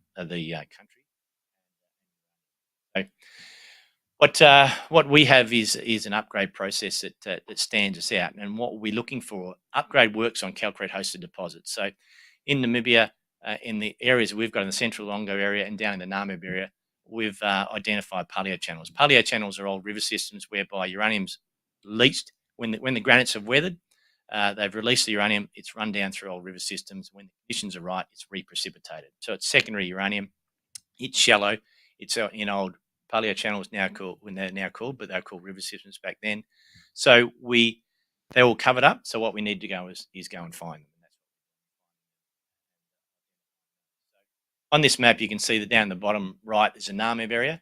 That's an area we've focused on because we went upstream of 3 known deposits, Langer Heinrich, Tumas, and Oceananus, all deposits that were found by General Mining in the late 70s, early 80s. General Mining went on to become Gencor, left the country in sort of 82, 83, and hasn't been back. So we picked up this land package because we bought some old maps from General Mining, identified where they were going to explore, and we went and did that. So we've got three discoveries here. The first of them is Copies. And Copies is now looking at 50. When I was here last, it was a 20 million pound resource. I was here in June last year. In November, we announced it to 48, and last month we announced a 58 pound increase. So we're looking at a very big resource now. We've heard a few numbers thrown around, but the discovery, the all-in cost to discover and drill out 58 million pounds was 6.8 cents per pound. Uranium price is sitting, at $92 a pound or something rather now. So it tells you it was very inexpensive exploration. Now, not every project we've got, not every tenement's going to come up with those sort of numbers, but that's an outstanding result. So it hasn't cost us the earth to find this project. And, now we've got 20 kilometres of mineralisation. Copies 1, 2, I hate having 1, 2, 3, 4, but as it turned out, we found Copies 1. Copies 2 was separate. Now we've all joined them all up. So we can probably just get away with get rid of the 1, 2, 3, 4 and just call it Copies. And we probably will do that in time. But the other thing is it's very shallow mineralisation. It's within 50% is within 7 metres of surface.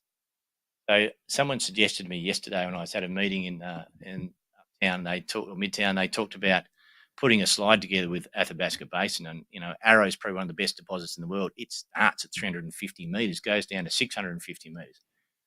We're at 7 metres. Right? So shallow. So it's mining wise, it's going to be low cost. It's going to be low strip ratio. And then when you couple that with our upgrade process, we expect this to be a great project, fantastic. What we are currently doing with it, we are drilling out to an indicated resource. So we've got 3 rigs working on that at the moment. So we want to get it to indicated status. And we're also just commenced the excavation of test pits to collect samples from metallurgical test work on our upgrade. That'll lead into a pilot plant probably next year. But upgrade is a process we developed in-house. What it does is it looks at the minerals present, their associations, and then what it does is concentrates the gangue mineral, the mineral without uranium in it, throws it away. That's counterintuitive. Most people would think you concentrate the uranium mineral, but no, we actually concentrate the gangue, throw it away. So because it's counterintuitive, it's innovative, and hence is patentable. So we've got 3 patents around the world on this process. So it protects us. So as an example of what it can do, the Marinika project, it's a sort of 93, call it 100 ppm. We've increased the grade by 50 times to 5,000 ppm prior to leaching. Leaching's a high unit cost operation. So if you can reduce your mass to sort of less than, well, it's actually less than 2% for Marinika, but we're calling it less than 5 to be a little bit conservative. That's a significant reduction in your size of your leach plant, so hence your capital cost comes down. And so as you're rejecting mass all the way through, you can imagine the unit operations are reducing in size, so hence that's why your capex is coming down, that's why your OpEx. And once you've down to less than 5% of the mass, it gives you optionality as to what you can do with that. Do you take the concentrate into your own leach circuit and produce yellow cake, or do you take it to a third party who's already got a leach refinery in place? So that's the optionality we have. And also, if your capital, and imagine if your capex and OpEx is down 50%, and if you then don't build a leach refinery, it comes down further. So we can develop smaller projects, we can develop lower grade projects in our peers. So we might end up with Copies as a base, a center of gravity for us, and we might have projects out at different sites, Hirabeb, Namib 4, whatever, bringing concentrate in, if that's where we go, or taking concentrate elsewhere. So it gives us optionality as to how we develop these projects, and that's exciting for us. And also what it does is the environmental impact is enormous. We don't use anywhere near as much acid, so you don't have to transport acid through. We actually pull calcite out as a concentrate. So if you know anything about chemistry, you throw the calcite back into a leach tail, neutralizes all the acid, all of a sudden you've got an inert tailings. So environmentally, you're in a fantastic spot. Less acid, and then you destroy it all. So it really puts us in a good spot in terms of the. So that's where we sort of developed upgrade on Marinika project. We now want to go and apply it to Copies, see how it works, and then we want to put a pilot plan in place, because the valuation of a company like us is pounds in the ground. So we've increased to 152 million pound. We've got drilling happening at 2 other projects, trying to get maiden resources on those to increase. Then it's increasing your confidence level in your pounds. So we're trying to increase the confidence level at Copies by going to indicated.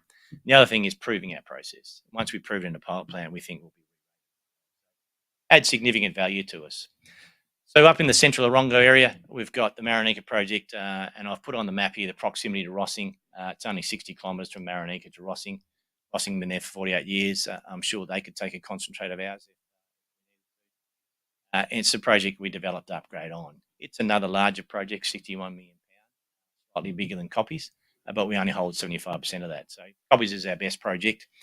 And the Capri project to the northwest of Marinika, 16 kilometres of mineralisation there. So we've got a rig on that at the moment, drilling, exploration drilling, but also drilling for maiden resource as well.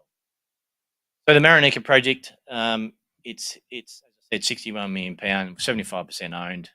We've taken the grade through upgrade to 55,000 ppm. We've also, that's when we determined the cost reduction, both CapEx and OpEx. But there's still 21 kilometres from the western edge of the resource through the western edge of the tenement. So we've got a lot of exploration to do on that as well. So we're going to be doing a bit of that later this year, in addition to the other work we're doing. Moving across to where I live in Perth, in Australia, we have a number of assets there. We've got the Angela project in the Northern Territory, 31 million pound at 1300 ppm, so really good grade for Oz, and a good sized resource. Minerva project in the Northern Territory, that was discovered in 1978 and hasn't been drilled since. There's 10 holes that have in excess of 10,000 ppm intersections, so they're significant grades. That's 1% uranium. That's heading towards Athabasca Basin type grades. So these are fantastic grades. So we need to go and drill that to understand that better.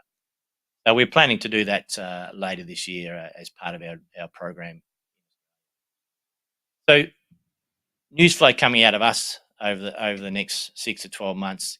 Copies I've written there 2 to 3 rigs, because we've got 5 rigs working in total. One's at Hirabeb doing resource and some exploration.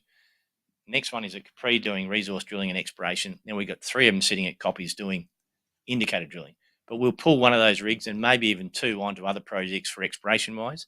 And if we get success, we might even throw another couple of rigs at those as well. So we'll just see how we go with that. But we've got plenty of land position to do work on. We're just changing our structure in Namibia in terms of personnel, adding people. We're going to 10 geologists in country to sort of help us get through, a lot of land, work out where we're going to drill, and add to our discoveries. We're not happy with 4 discoveries in 4 years, and 3 of those going to resources. We want to make that more.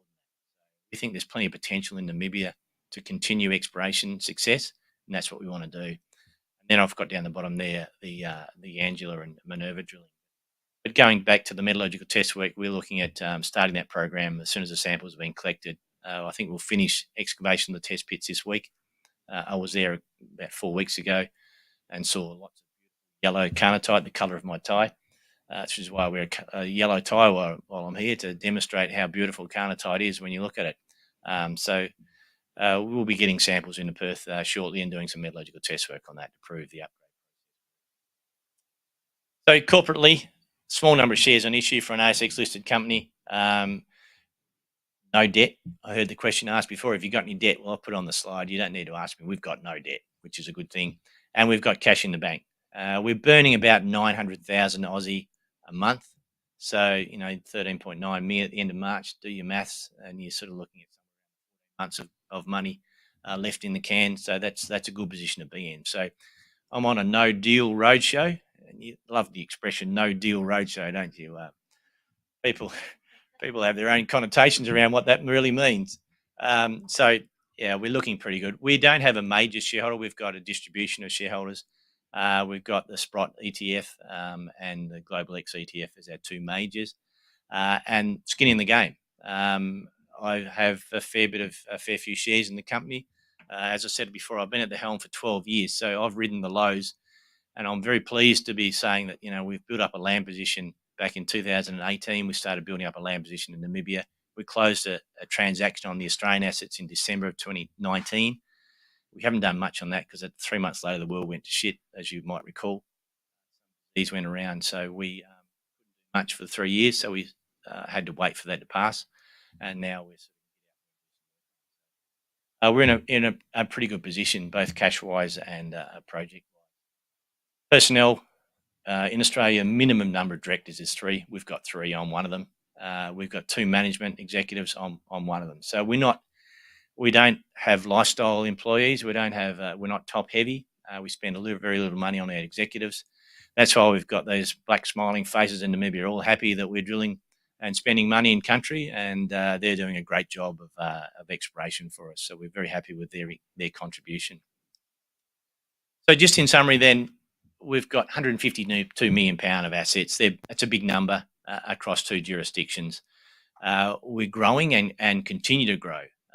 We think that the both Hirabeb and Capri are going to give us pounds this year and maybe into next year. We're hoping to get a few more discoveries. We're aggressively drilling, so that's going to give us a fair bit. We're drilling 125 holes a week, which is a lot of holes, inexpensive exploration.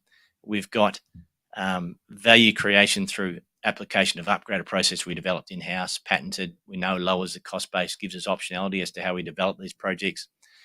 We've got a great team, 4 discoveries in 4 years. There's not many people can talk about that. And as I said before, what better time to be in the uranium industry? It's just fantastic. It's a long time coming for someone like me that's been in it for 12 years in terms of the helm of the company. It's very nice now to see the uranium price moving, our share price moving, and the value it creates for us and our shareholders. So if you've not been to Namibia, that's what Copies looks like. It's a beautiful country. The Copies actually means a small hill in language. So we don't have to worry too much about vegetation clearing when we do our drilling. We don't have to worry about whether we're going to be able to drill a hole somewhere. Generally, there's not too much gets in the way. And I think over 5 years, we've probably lost 2 weeks of drilling because of wind and dust. We get the east wind come through every now and again. I think we probably lost 1 day from rain.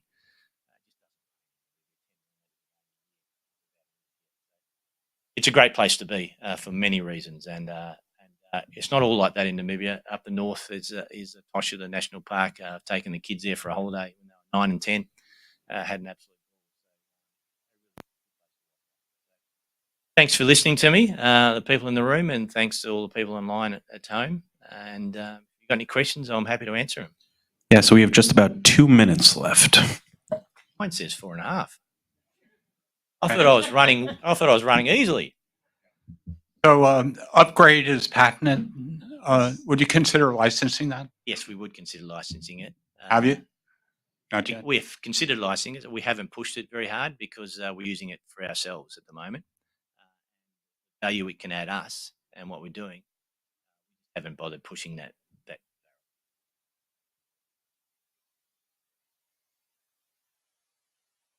All right, Murray, not going to cut you short, so let's see what else we got here. You can do whatever. You're the boss. Anything different on disposal of the spent uranium? From us, spent uranium is tailings. Like every mining project in the world has tailings. But because we have a beneficiation circuit, 95% of ours is non-chemical.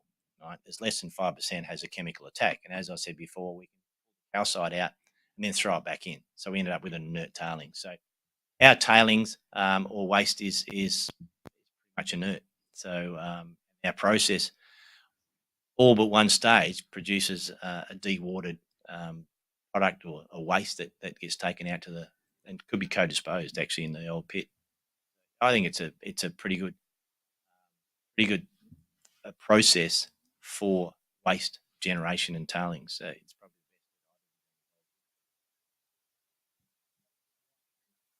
It's amazing when you think about the industry during Fukushima, and now uranium is green. I mean, it's incredible. Yeah, but they talk about green ammonia, green hydrogen. Talk about a perception change. Well, But the question is what's going on with the reactors? I've heard there's all kinds of things where they're smaller, modular, not necessarily. What is the development of the reactor technology? What's going on? You've got different technologies. You've got the large reactors that you've got 25% of them here in the US, and then you've got the small reactors that running around in your naval fleet. You've got 99 of those, and you have done for a long time. They do a fantastic job. And a nuclear ship travels at 50% faster than a fossil fuel ship and doesn't need to fuel up. In fact, the nuclear submarine only needs to surface for food. That's the only reason it needs to surface. So there's a lot of benefits there. Now, so in between that is a small modular reactor, the SMR. So SMRs are being developed. There's a lot of companies working on it. You've got a few here working on it, Canada, Rolls-Royce in the UK, and so forth. But the value add that SMRs are going to provide to this industry and agriculture. So if you're sitting out in the middle of Western Australia, or maybe I shouldn't use Australia, I should use out maybe Nevada or somewhere or wherever you got, say you got a copper project and you'd want to generate cathode. So you need electricity for electrowinning, and you're paying diesel at say 30 cents a kilowatt hour, as we do in Australia. Put an SMR out there and you're doing it at 6 or 7 cents a kilowatt hour. Imagine the value add for that particular project. And then isolated towns, isolated cities, right? For that, you might have a heap of water somewhere, but the only thing holding you back is electricity. SMR. And they will replace a coal-fired power station in its place. So then you're not having to build a new grid. Whereas renewables need new grids and extensive grids. Right? I think SMR is going to play.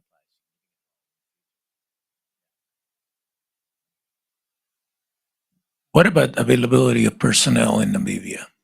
It's good. We had 100 applications for the 3 jobs we advertised for geologists. So yeah, there's a lot of unemployment in Namibia. So we're able to draw upon that pool. Yeah, Paladin just started up recently, the Langer Heinrich operation, and they struggled for a while to get some expertise.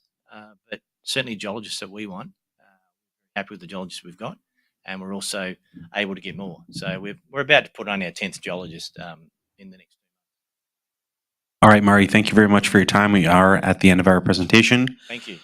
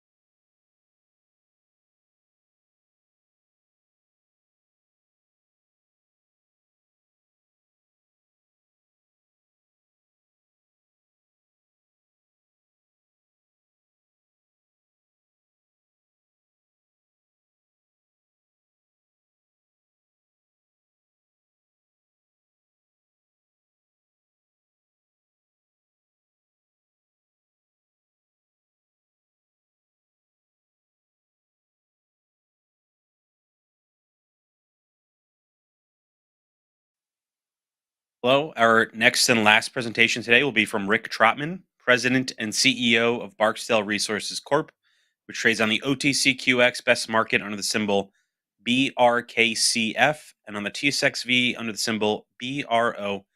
As a reminder to our virtual audience, you can submit questions for the presenter in the box to the left of the slides. Welcome, Rick. Well, thanks so much for having me here. I've probably done 7 or 8 of these virtual presentations with the OTC. This is the first one I've done in person, and it's turned out quite nice. I'm very happy. Although I did have some fireworks on the way here. I don't know how many of you guys got stuck in that torrential thunderstorm, but I'm glad I had a couple of hours to dry out my coat before I got onto this virtual platform. So with that, I will kick off and tell you a little bit more about Barksdale. We are a base metal exploration company. We're focused primarily in the desert Southwest in the United States, as well as Northwest Mexico in Sonora State. As mentioned, we trade on the Toronto Stock Venture Exchange under the symbol BRO and on the OTCQX under BRKCF. And if you ever have any questions or want to talk to management, please, I would encourage you to go to barksdaleresources.com, where you can sign up for one-on-one discussions with Terry Ann Willicke, our VP of Communications. We try to be as open book as possible, so I would encourage you to go there. I will be making some forward-looking statements today, waving the arms, talking about exploration and some big picture ideas. So do your research, and again, visit our website because it has a lot of great information that you can use to follow up. All right, so what is Barksdale? What do we offer? Why should you be interested in following our story? We have what we consider to be 2 great assets, both base metal plays. The primary play being a portfolio of projects in southern Arizona in the Patagonia Mining District. This is a world-class district where one of the largest mining companies in the world, South32, is building a world-class lead zinc silver asset immediately on the other side of the property boundary from us. And we are an exploration company, obviously, but we're looking for the rest of that deposit on our side of the fence. And I will explain to you why we think it's there, some of the historic work that you can see on this screen that shows and demonstrates that that mineralization is there. And basically what we need to do is further test it, to flesh it out, understand how much of this thing we have, and obviously get some value from it. The other asset that we have is a great copper development project in Sonora. This is an iron oxide copper gold system, oxide heap leachable copper. We just put a PEA out on this project. It shows a very modest CapEx, kind of $100 million type CapEx range for something that can be tackled in a very modest way. And this has tons of upside as far as streamlining, making the CapEx even lower by going to run of mine. Lots of different avenues here for even further upside. So we'll walk through this, but that was kind of the 60-second elevator pitch on Barksdale and what we have. As far as capital structure, we have about 92 million shares outstanding. We have a great shareholder base. Our large shareholders include funds out of the US, including Crescat Capital, US Global Investors out of Texas, And then we have a couple of mining firms, including Tech Resources, who's a very large shareholder of ours. We have some very large investors, private folks in Peru that have about 10% of the stock as well. So we're very well held. And folks have kind of recognized the value that these projects represent. So every incremental buyer we have in the market, obviously, we think will make the stock even stickier and stickier. I will briefly touch on our team, but again, you can view this at your leisure on our website. I am the CEO, obviously. I've got a background in geology. I've got a master's in geology, but I spent some time working here in New York City with HSBC, kind of on the mining research side. Spent enough time here to meet my wife and move on to Denver, where I worked for Resource Capital Funds, a very large institutional mining fund for about 6 years, doing primarily exploration investments, kind of all across the commodity spectrum, golds, coppers, all sorts of things. So I'd like to say I'm an inch deep and a mile wide. Got lots of experience on the banking side, the equity research side, and a bit on the managerial side as well. The rest of the folks within the company, they're very good at what they do. I would point out Terry Ann Willicke. She is our VP of Communications. She's going to be your primary contact point should you want to follow up with us, get more information, and then have those, kind of chats to follow up. So her email will be at the end of this presentation. So the assets. So this is a kind of a general map showing where we're located. So obviously the star in southern Arizona, that's our Patagonia district. So we spent quite a good amount of time permitting down there. We're on Forest Service land. It was a bear to get a permit, but we did what people thought we wouldn't do. We were able to get our exploration permit there last fall. We had a kind of phase 1 drilling program that we completed earlier this year. And we are looking to kind of embark upon that phase 2 program here shortly. San Javier, you'll notice, is kind of southeast of the projects in Arizona. It's about a 5-hour drive. Project's located along a major highway between the capitals of Chihuahua and Sonora.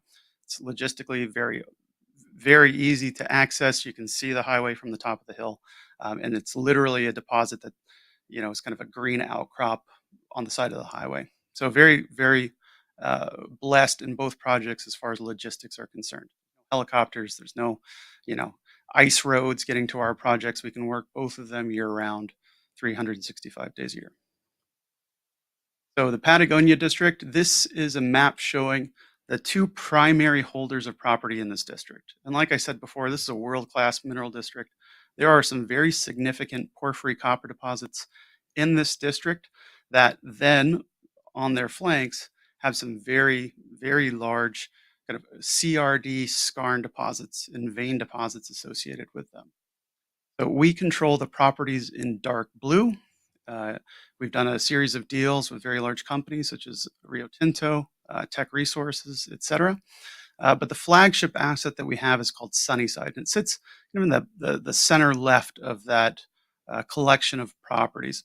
You'll notice that there's a light gray property color in there, and those are the claims held by South32. They're a very large diversified mining company out of Australia. They're kind of a peer to, say, Tech Resources. They acquired this property through the acquisition of Arizona Mining back in 2018. They spent $2 billion in cash buying it. They've put several $100 million in it since then. And earlier this year, they announced the construction approval and financing decision from their board of directors. They are now embarking on a $2+ billion US construction process. They should be in production on their asset in 2027.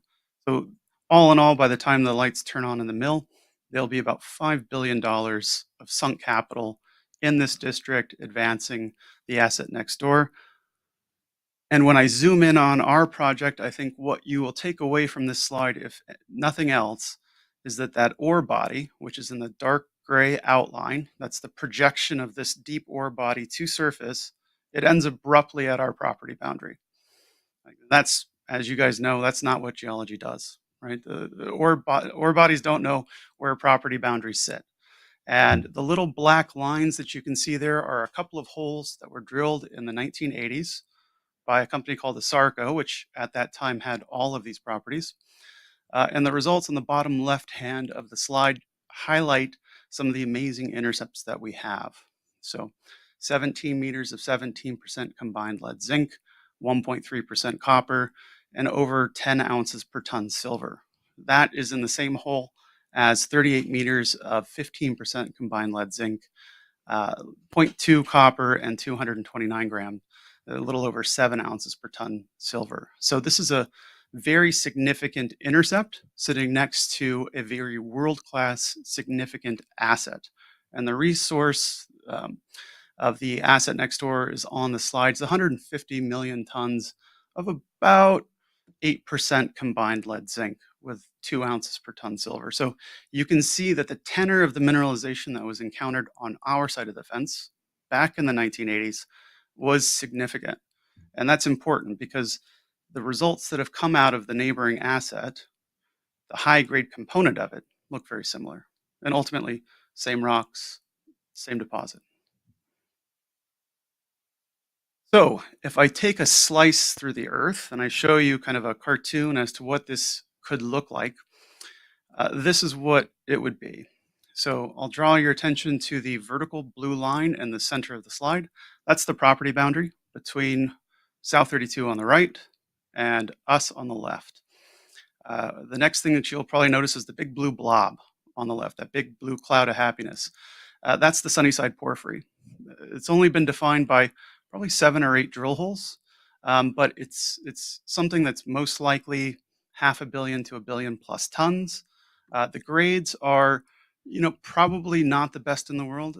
Call it a 0.3 copper deposit with some accessory silver, molybdenum, etc. But the really important thing or attribute about that Sunnyside porphyry is it was the presumed heat engine that caused the formation of those very big red outlines on the right-hand side of the porphyry. Those are mantos. Those are lead, zinc, silver mantos, or what's called the Taylor deposit. That's what's currently being built by South 32. It's going to be a very large underground mine, one of the, probably a top 10 lead zinc producing mine in the world. It'll probably produce something on the order of 7-8 million ounces of silver a year as well, so not insignificant in global terms. But that is sitting right next to, obviously, this porphyry. Now, the spot that we're interested in is the connection between that porphyry on the left and the CRD on the right. And that would be a series of kind of a progression of skarns into these mantos. So it's very hard to get the fluid that's carrying the minerals and ultimately it's going to drop it out into kind of a deposit from the porphyry out several kilometers away to the east to the very far tip of the Taylor Manto without going through that gap, right? And so there's a great exploration thesis that drilling in that gap zone, we will be able to find the rest of this deposit. And that's exactly what we want to do. So one thing to remember here is that this is a 3-dimensional problem. So I'm showing you an east-west, roughly cross-section. The porphyry, is kind of a bulbous form in there. And so anywhere where those host carbonate rocks, the rocks that will preferentially be altered and kind of take the metal, if it were, as in a very simplistic term, anywhere those rocks are around that porphyry, there's a potential to build these skarn and CRD tons. Right? What you're looking for are fluid pathways that will allow the transport of those metal-rich fluids. And then obviously the right host rocks to take in that metal. So if we look at a plan view map here, it shows a couple of different things. So one, on the tan side, so the South 32 side, it shows you the footprint of the various components of their deposits, including their peak discovery, which is outlined in green. That's a copper-rich skarn deeper in the stratigraphic section, as well as the areas that we were exploring on our property in the phase 1 drilling program. So we got about 4,000 meters of drilling completed before we ended that phase of the program. We had some technical challenges on the drilling that we needed to address. We needed to kind of step back and recalibrate. We think that we are now kind of in that position to get back in there, embark upon phase 2. And so we drilled 4 holes. We lost the first one, which hit a big kind of karst right at the boundary between some overlying volcanic rocks and the big carbonate host rock package. It's fairly common in these types of environments. Again, we're looking for areas of high fluid flow, areas where that carbonate's going to be kind of dissolved and replaced by sulfide. So hitting karsts and cavities is kind of the name of the game. Unfortunately, we hit a doozy right out of the gate. So anyway, our second hole was to the south. It's shown there, kind of in that green stippled area. There, we were attempting to hit the extension of the Peak deposit on our ground, and what we ended up doing was the geology played out exactly what we thought it was going to do. We went through this big volcaniclastic diatreme, popped out into some volcanics, and then went into kind of a dike feature, and we never got out of it. We had some really nice mineralized zones in that dike, some sheeted veins that had some good copper grades in them, but we never popped out to the carbonates. And so we have a strong feeling that, given that there's a South 32 hole a couple hundred yards away to the east, that we just need to do a wedge out of that dike to get into the carbonate platform. And the third hole that we put in is shown here on the left in this cross section. So this is a roughly north-south cross section looking east. So looking towards South 32's property. And you can see in the middle, that was the historic hole that had the very significant drilling intercepts, the 17 meters of 17% combined lead zinc, and the thicker 38 meters of 15% combined. Our hole on the left hit the flank of the structure. So what we envision is some sort of a near vertical structure sitting in there that's controlling the mineralization. And we hit over a dozen zones of mineralized carbonate replacement horizons, some with actually some quite good grades. So we had a meter of 8% copper, kind of included over kind of a 3.5-4 meter width of, kind of 2-3% copper. And we hit some other kind of lead zinc dominant intersections as well. They correlate roughly with the historic intercepts on the historic TCH hole, but they're on the flanks. And so what that tells us from a heat standpoint is that the heat is back to the south, to the right, effectively. So we need to be back into that structure. And so the next series of holes that we plan on putting in here will kind of be in line with that hole that's in the center of the diagram, but back towards the east, and then ultimately off to the west, trying to hit that quasi-vertical structure at a bit of an angle. And so that's where we plan on kind of putting that next phase of drilling into the project, because ultimately you can build tons really quickly in a deposit like this when you kind of understand the trajectory of the structures and where they're going. They're very thick intercepts here, and so you can very quickly add tons. So this is what the drilling looked like from a plan view. So you'll notice the historic holes kind of trail off to the southwest. The hole that we put in, Sun 3, it kind of squiggles around, and you've got to imagine this is a 1,500 meter deep hole. And so, it kind of slowly moves around when it's in the underground environment, but it's off to the north of the historic collar. And so, again, with that understanding of kind of the alteration we're seeing in the carbonates, the mineralization, the character of these things, it indicates to us that we need to be south to get back into the main structure. And so that Sun 4 hole, which was started, but we ended up cutting it off until we kind of did that recalibration and got our druthers back. We think we found the right drilling company to kind of embark upon this next phase. That's where we're going to go to hit back into that main structure. When we get that information, we'll obviously be able to incorporate it into our model and plan the next series of holes either to the west or again further to the east. That's the plan at this point. You can see some of the intercepts on this slide of what we encountered in Sun 3. So, kind of that let's call it 7 meters of nearly 2% copper with, over an ounce per ton silver. It's not 40 meters of, 15% lead zinc, but it is showing us that we are getting closer to that porphyry as far as copper content going up, but we are away from the primary heat, so the thickness of the intercepts is off, and we need to get back into that zone. So next door, they announced their construction decision, and they're moving forward with their project. It's fantastic. In the mining industry, you always want to be in the shadow of a head frame. They are currently building it. So they have 2 shafts that are currently being sunk. They are expected to be at the bottom of those shafts here in the next 2 years. They'll flush out the underground, and the mill will start construction here shortly. So 2027 is when they're expecting first production, and that'll ramp up into 2028. So the great thing about our project is that should we be successful in finding something that is very important, something that is at great grades and hopefully some scale to it, there's a home for that ore right next door. And that's meaningful in this industry. Here are some of the parameters on the planned mine construction next door. So again, as I mentioned, 2027 initial production.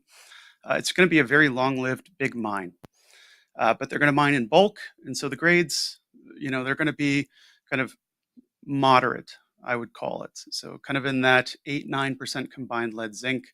There's a 65 million ton reserve. Based on how fast they're mining, they're going to want to prioritize higher grades eventually, right? Increase that cash flow. That's what we're after. We want to find those high grades. We want to find those tons that it's incentivizing to pull into the mine plan to increase all of them. That's the name of the game for us. Show people what we have on our side of the fence. And so that is the end of the presentation. Again, this is Barksdale Resources. We trade on the TSXV under the RO and on the OTCQX under BRKCF. Go to our website, reach out to Terry Ann and schedule a meeting, and then I'll obviously be here for any follow-up questions that you guys might have. Rick, thank you very much. At this time, while you're still there, are there any questions in the audience for Rick? All right, Tom. Always depend on you, Tom. Well, what would you think would be the catalyst for your big brother to want to kick down the fence and take all the property in for himself? Yeah, that's a great question, Tom.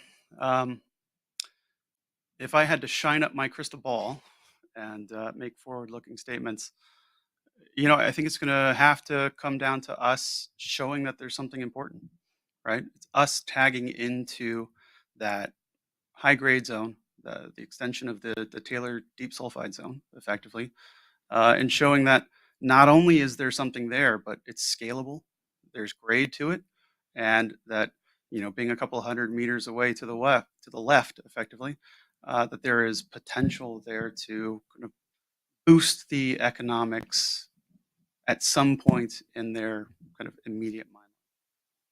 Now, if we find something that's, modest, but, can be tacked onto the back end of the mine life, I don't think that's the goal, right? We want to find something that's got some scale to it and has really good grades. That's going to incentivize anybody. And then I think obviously having some blue sky on top of that, right? That's always the punctuation mark there. What could it be beyond this? Rick, we have a question from online attendee. When will the drilling program be restarted, and how will it be financed? That's a great question.